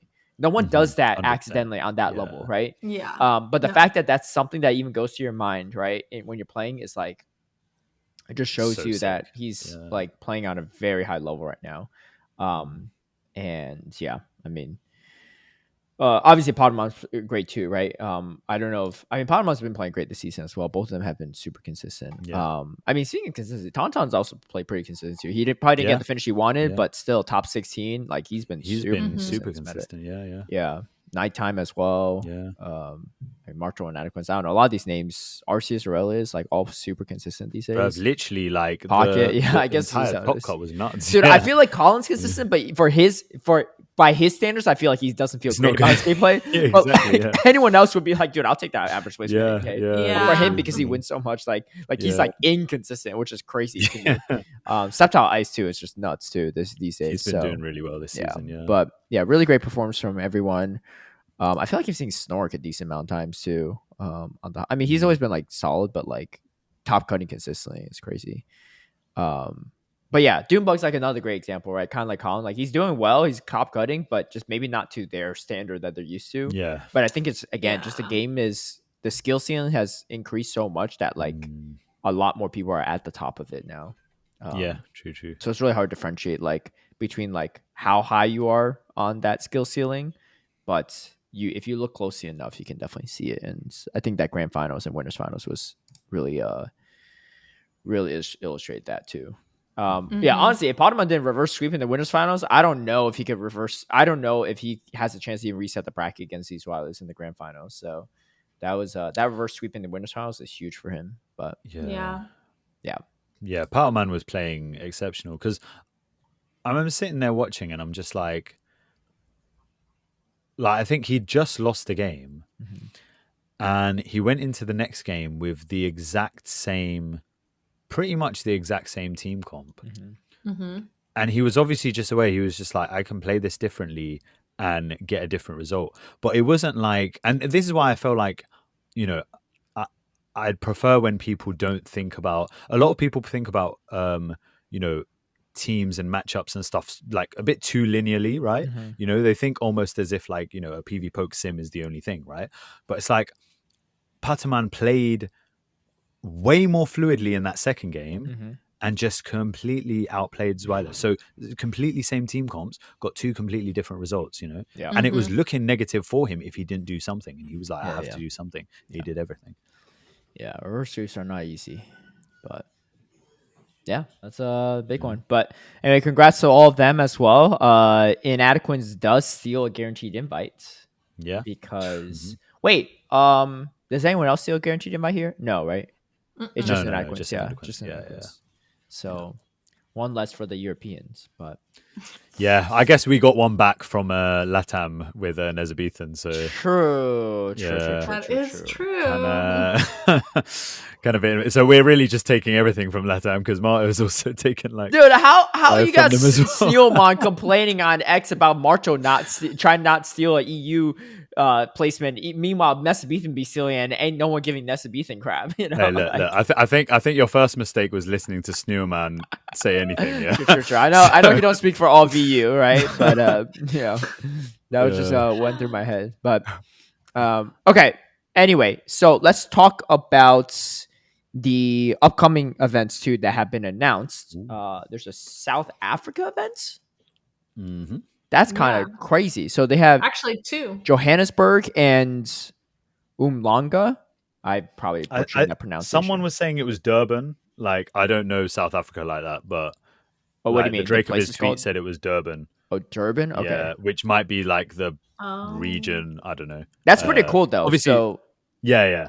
wait, so how does this work? Because this special event doesn't do championship points because they also have like a top, like, you know, whatever, like South Africa and Middle East have their own championship points and their leaderboards now. So that's interesting. Yeah, super interesting. So I know one of my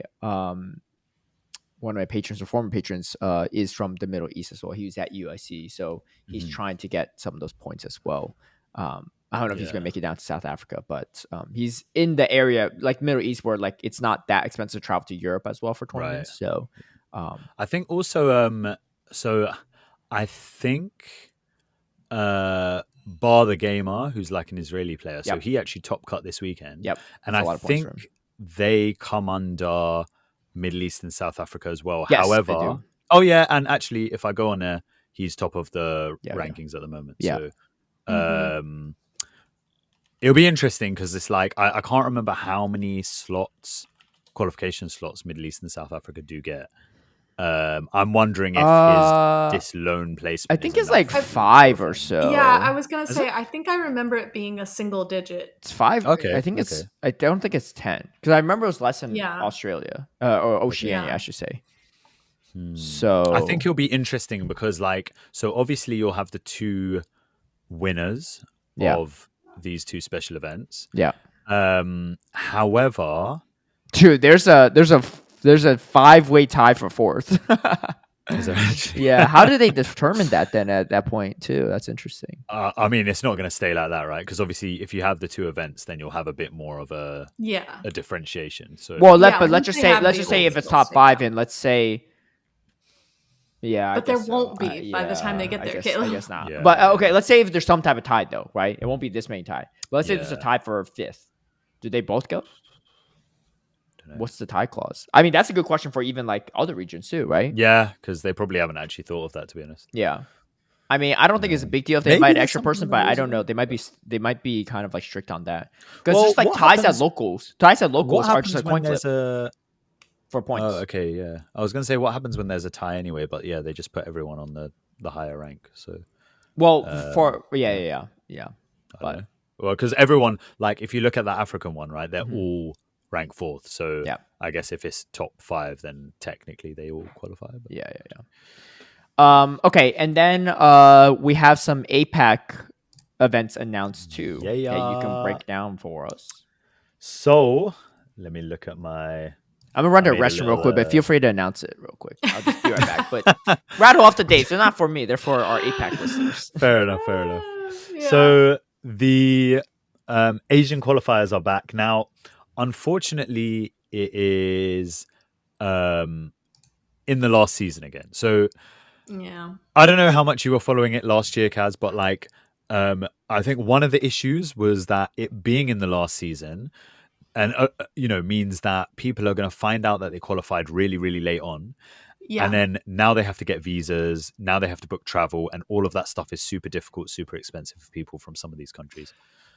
Yeah, I didn't follow it specifically, but I do remember hearing a lot of the visa issues specifically. Yeah. Just especially with the states having some ridiculous See, this is the thing. Statutes. Yeah, I think that's because it's not even just an issue for the Asian players. There was a lot of players from Latin America who also couldn't get visas. Right. And it's like the nature of it is apparently to even apply for a visa, you have to pay some money, right? And then you're not guaranteed that it's going to get confirmed. So having to pay money every time you're applying is just not practical for some people. So unfortunately, they haven't fixed that part. In addition, they've also still left the qualification number at 16. So it hasn't changed at all from last year. And that also feels a bit bad because it's last year's winner was from APAC and 4th place was also from APAC. So obviously they've got their auto qualifications, but you'd think that with a showing like that, they might be a bit like, okay, maybe we should give them some more slots, but especially since there are already so few opportunities exactly to begin with. It feels wrong that they don't get more of even a chance. Exactly. And I think, let's not include like Oceania in this, yeah. So let's just include Japan and the rest of APAC. They haven't announced anything about Japan yet, as far as I know, but let's just assume that they're going to have the same amount of slots as last year, which I believe was about 18. That means overall you're going to have, what is that, like 36 slots? Was that 34? 34. Yeah. 34 slots, which is, the lowest. I guess obviously Oceania is like, what is like 10 or something? Yeah, it's currently sitting at 10, I think. 10, okay. So 34 slots. I mean, I don't know. It just doesn't feel that great, man. For such the thing is, it's for such a big region, right? Like Oceania 10 for basically just Australia and maybe like the odd New Zealand player is, I think, fine. But 36 slots for the entirety of Asia, I don't think is fine. No, especially with the performance they've been putting on. So, I mean, again, the world champion from last season, literally, and also like I know Butters did a little like calculation for the worlds before, and I imagine he'll probably want to do one for like this last worlds. But like the performance ratio of Asian players to how many top cart was very high. So these players, there's not a lot of them, and they're performing super well in comparison to like some of the others. But yeah, qualification slots still 16, unfortunately, and it's still like split the same way. And they have done some other things to like, I mean, honestly, I don't hate these other changes. Like, I feel like the way they're organizing the tournament already, it kind of just like makes it a bit cleaner, but it also does feel a bit bad because basically they're so previously there was 2 tournaments for India, so 2 qualifier tournaments for India, 2 qualifier tournaments for South Korea. There's now still 2 qualified tournaments for India. However, they're going to be one after the other. So one is on the Saturday, one's on the Sunday, which is no, but it's like as in before the playoffs, right? So you have like one tournament of players, and then players who couldn't make it to the Saturday tournament can enter the Sunday tournament, and then you have the playoffs later on. Korea no longer get 2 tournaments. I think that's fine. Like they were honestly kind of stretching having 2 tournaments last year. Like they didn't really have that many players. But the only thing is while I don't mind those changes, it also does feel a bit like cutting costs. They've got like 3 or 4 playoff tournaments on the same day from different regions on the same day, and I'm like, so you just have to pay one set of stuff. I don't know. Again, like it's not inherently bad. It just feels like there's a bit less care. I feel like one of the things that I've also mentioned on this podcast and other places is like the travel awards being introduced and reinforced this season means that we've gotten to see events that are far more global than they previously were. So why does it feel like we're still sort of separating a whole region from this experience that everyone else seems to be sharing? Yeah. Well, I mean, I think there's a literal reason in that it is literally separate because TPC organize all the Asian stuff and TPCI organize all the non-Asian stuff.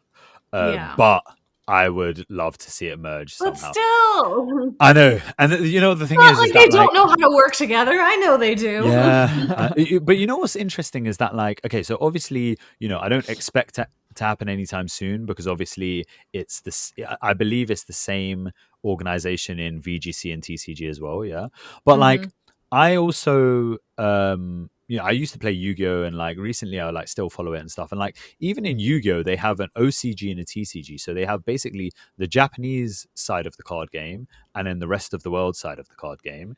But they will still both compete at Worlds in the same game. But I'm just wondering, like, what is the purpose of that?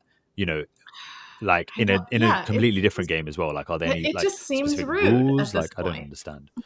Maybe it's also a communication thing, because there is a natural barrier of communication between Asia and some other countries, due to the fact that they use, they don't use Latin alphabet and stuff like that. I don't know if it's a communication thing, but it's a bit annoying.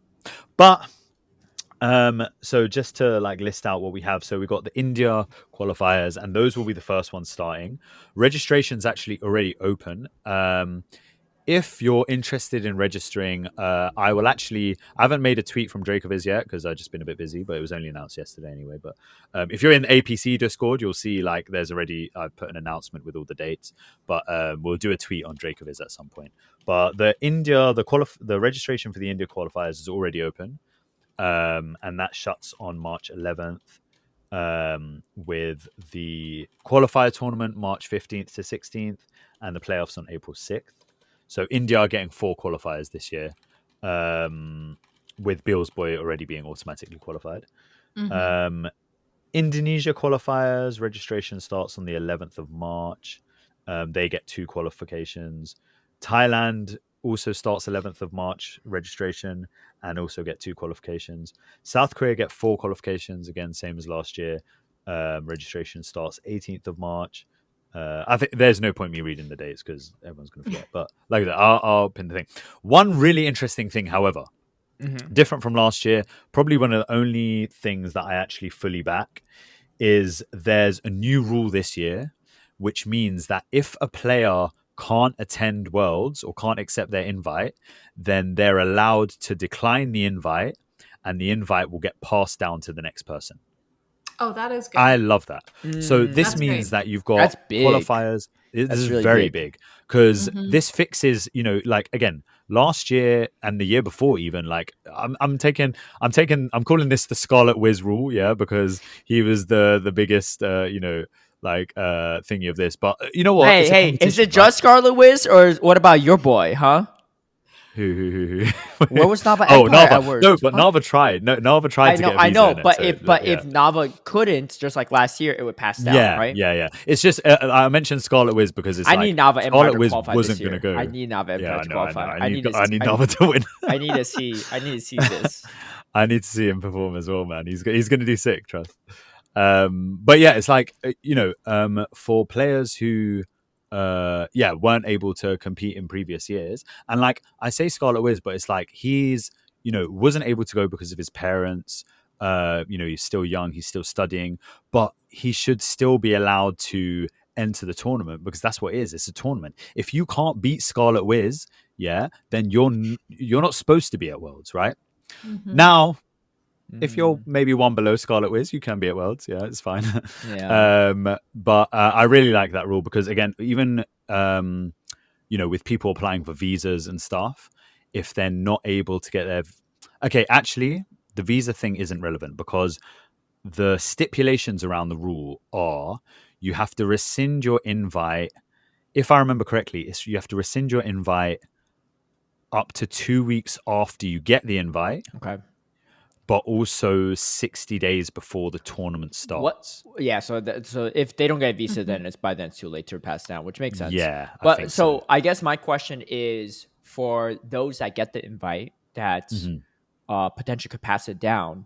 What's besides just wanting to be like a good person or whatever? What's incentive for them to decline the invite, pass it down? Is there anything like they don't get penalized if they don't do right? Like let's say you don't get penalized. No. So Scarlet Wiz could have potentially not declined, but still not gone, and then India just loses out on one invite, right? Yeah, or one person going to Worlds. Yeah. But so they're just hoping that everyone that actually can't go just declines it, right? Like just honor system kind of thing, which is fine. I was just curious if there was like any actual thing holding people to that. No, I think also there's like not really that much like downside to declining it because let's say for example if you what about travel award? Well, if you get travel award, I feel like you probably go anyway. But no, like Scarlet Wiz is. Well, no, Scarlet Wiz didn't win it all, I guess. But let's say if Beelzy like Boy, Harish, I guess. Well, let's say Beelzy Boy got the travel award, does not go. Does he keep the money, or does he not keep the money? But what if he declines it? Does he still keep the money if he declines it, or does the travel award go down? Because I can see how like so here's why I say this, right? Let's say if he wins the travel award, he declines, he can't make it, but he's scared that if he declines it, the travel award gets passed down to the next person. So he just purposely doesn't decline it so he can pocket the money. I'm not saying anything about Beasley Boy. Like I'm not saying he would do this, right? I'm just using that example because he was the one that won last year, right? Obviously Beasley Boy like showed up and he would probably go anyway this year too. But that's what I'm curious about is because like I get it from a Pokemon company perspective, and again, I have no insights on this, so just like this is just my own like thoughts here. But I can see how they would say, well, that doesn't make sense for us to award your travel award if you're not going to travel and go. Yeah, and I think they've done that. Like TPCI do that anyway as well, right? Like, if you don't go, they'll ask you to pay back the travel award. I think that's a recent change that they've made. Okay, yeah, because I don't know how that goes and stuff. Because I never had a travel award, so I'm not sure, right? But so like, recently, for like one example, like years, Yusei or Elam or Harjef, right? Neither of them went. They don't get the money. They never got the money. Okay. No. And if they do give you the money and you don't go, then they'll ask you to pay it back. So I guess the question is for if you decline it and you're in the first place and you have the travel award from these APAC qualifiers, does the travel award pass down? Yeah, I'm not sure. I think the first place player is the most tricky situation because I think outside of the first place player, like you can freely decline it and it doesn't feel like you lose anything. But you're right. I'm not sure how it goes. And I feel like unless it explicitly says in the rules, and I haven't read the rules fully, I've just like seen screenshots, but unless it explicitly says in the rules, I think I'd also be hesitant that if I was first and wasn't planning on going, I probably wouldn't say anything either. Because I don't trust them. Do you know what I mean? Like last year, there was a player who got disqualified because they were like, oh, you're not Korean, you're living in Japan. He is Korean. He is living in Japan. Like, you know, why should he not be eligible to play? He's literally Korean. And they disqualified him just because they found out that he was living in Japan. That's crazy. So, yeah, it's like, it's not very... I don't really trust the admins and stuff to be in the players, on the players' side. So, I'll also say my theory here is that thinking back to 2022-2023 season where we had the top two at a regional gets the invite, blah blah and it invites cascade down. Anytime that cascaded down, they not only cascaded down the invites, but they also cascaded down the travel award. So interesting. So like NAIC, for example, they cascaded down the travel award because the people in the top 3, top 4, whatever, already had travel, or like they had, it was like Stark, Wadaj, and Rise. They all had travel awards, so all their travel awards got passed down. So 3 travel awards got pushed down, and because of that, the players that got the Cascaded Worlds invite had to play each other. It was Enhoff and Lao Jeffs. I remember they played on stream, both already qualified worlds because of the cascading invite, but they were playing on stream to see who would win the travel award over the 2. Mad. So anyway, so that's that's kind of how it went there. So that's my prediction, but we'll see how that goes. Anyway, that's a good breakdown though. I didn't catch all the places that you mentioned, but it was a good breakdown. It was basically the same as last year. I'm sure I'll hear it on the way back, but would be curious to see if we get some like any type of coverage or anything like that. Because I know before you used to like do some like YouTube videos on the tournament. Yeah, I'm planning to still do the same, to be honest. So hopefully we will have some. Yeah, for sure. Hey, if you want me to cast some of that footage, send it over. Yeah, bro. Why not? I got the template. I got the template. Yeah, I'll send it. I will say casting solo was fun, but it was also exhausting because I was talking the whole time. Yeah, it was a whole like top cut that I was casting by myself. I was like, oh my god, I need a break. But it was fun though. It was fun to make. So I'd be down to do that again sometime. Well, how about you and me, Caleb? We repeat last year's. We'll do over it together. Oh, we could do that too. Well, I think the one we did last year was it like. No, that was a separate one though. That was an official. That was the charity tournament. Yeah. I'd be we'll just play it back. Yeah, I'd be open to it.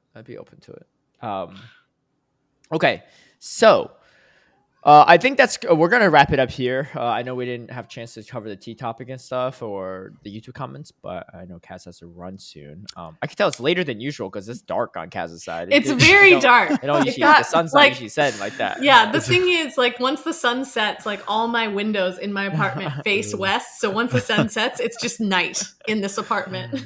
There was a really cool moment, like, I guess an hour ago, where like the light was like, you could tell it was dusk.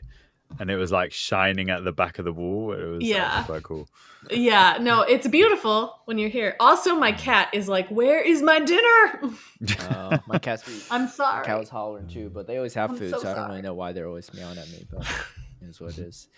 Anyway, thanks for dropping by, Anicor. It was good to hear a little catch up. Funny enough, during my patron stream yesterday, one of my patrons was asking if I was still going to box you. I was like, I don't know. I was like, last year when he came Anaheim 2025. Well, that's the thing, right? Well, because down the street from me, there's like an esports compound. I talked to this before, but they have a boxing ring, and they were down to potentially collab. But one, I haven't really asked the Pokemon company if it's like okay or not, because it is boxing and Pokemon mixed together, and I don't know how they'll take that. But the other thing was, I was just thinking, I was like, like last year, Anicor came by and, we worked out together. I have like punching bag and some gloves. So we just like did a little workout session together. And I had him throw a punch on my arm, and it was a solid punch, and that's, I don't mind, right? The punch was fine. The problem was my punch that I threw at Anicor was not solid. And so I was just like, it was not solid. Dang. I was like, my form's not there, so I'm gonna need to put in some training and some work if I want to get this going. God. Yeah, I could probably skip 2 whole seasons of Pokemon and still win that match. No. Well, I need to win it on the Pokemon Go side, and I just need to just stay alive in the boxing ring. I've been working out more though, like lifting and stuff. So as long as I have enough muscle on me, it might be okay. I don't know. I've seen videos of like really buff dudes, and they're like, all right, put on this like thigh pad or something, right, and kick me in the thigh or something like that from like a Muay Thai person. They're like, all right, he's like, yeah, I got this. Like, I'm not worried, and they'll kick him, and like this buff dude with the padding on is like, it's like, oh my gosh, like I can't move. Like, I'm like, what the heck? So. Anyway, maybe down the road, we'll see. Yeah, I'd still love to do it at some point. I can't lie. I think I'd feel confident about it if I put on 20-30 pounds of muscle. I feel a little better. Wait, is that acceptable? I don't know how weight classes work. There ain't no weight class between me and you. Like, you can eat whatever you want to. I'm not trying to restrict your diet. Do whatever you gotta do.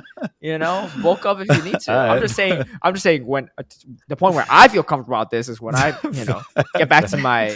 Because we're not even talking about I legitimately used to be like 20 pounds of muscle heavier. So that's what I was like. I didn't get to that point. And then I just, who cares about a bad punch, right? It's still, I'll be like Francis Ngannou. Like, even the worst punch still knocks people out. Anyway, that's going to do it for us.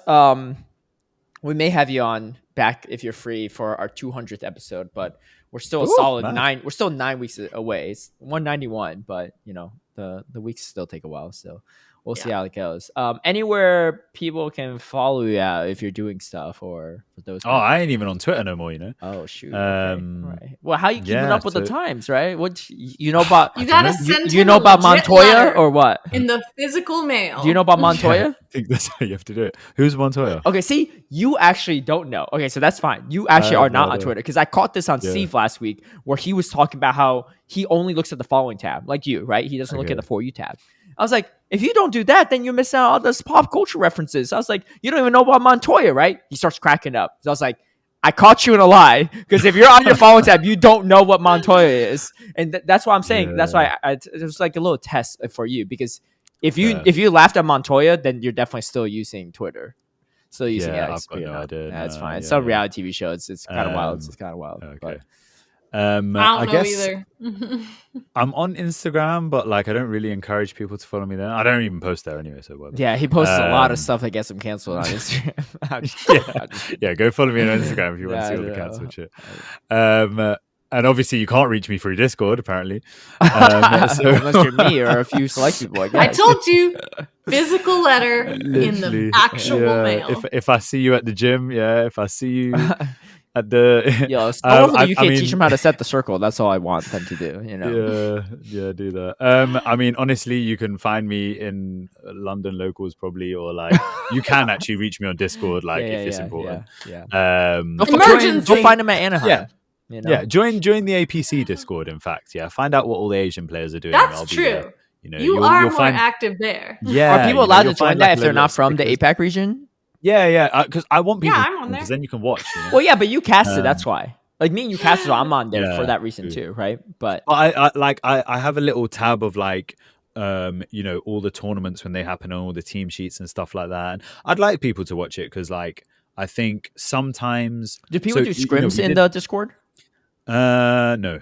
But I think I'm gonna try and like make that a bit more of a coach thing. You can ask for them, like there's but if no one does it, then I'll be like, I'm just a random guy. I'll try and. I don't want to be that guy, Like there's always every guy in a Discord where there's like they're asking for scrims and no one responds. I don't want to be that guy. Yeah. You know what? Maybe I'll open up a scrims channel this week because like obviously with this upcoming season of all the qualifiers happening, like it's more relevant at the moment.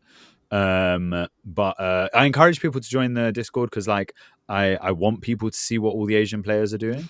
In addition, like we had our latest Champions tournament a week ago or like 2 weeks ago, and it was the week before EUIC, and I was like, you know what, it would be nice if people saw this tournament and were like, actually, maybe got some inspiration for EUIC. I'd love that to happen because obviously the reverse happens. So join if you I think it's like APC_Pogo on Twitter, and there might be a link there or something like that. But feel free to join, get ideas for your locals. Like find out what the world champion's using week by week, and I think that's the only thing I'd like to plug, to be honest. Okay. All right. Well, to be honest, good to hear. Well, we'll see how things go over the year. Hopefully, you are competing at Worlds. If not, I hope so. You might be kind of sad, and maybe you explore more of LA with your free time. Yeah, maybe. See how it's not so terrible. We'll take you back to see if that guy actually broke into the shop or not. I guarantee they're the. Hey, look! Don't undermine me. We gotta believe. He's he was really on. Yeah. Anyway, let us know your thoughts down below. We will cover the YouTube comments from that last week, next week, and all the other stuff. Best of luck to everyone on the global tour for Unova, and again, big congrats to Potamon for the EUIC finish. And we'll catch you all in the next one. Until then, peace out. Safe.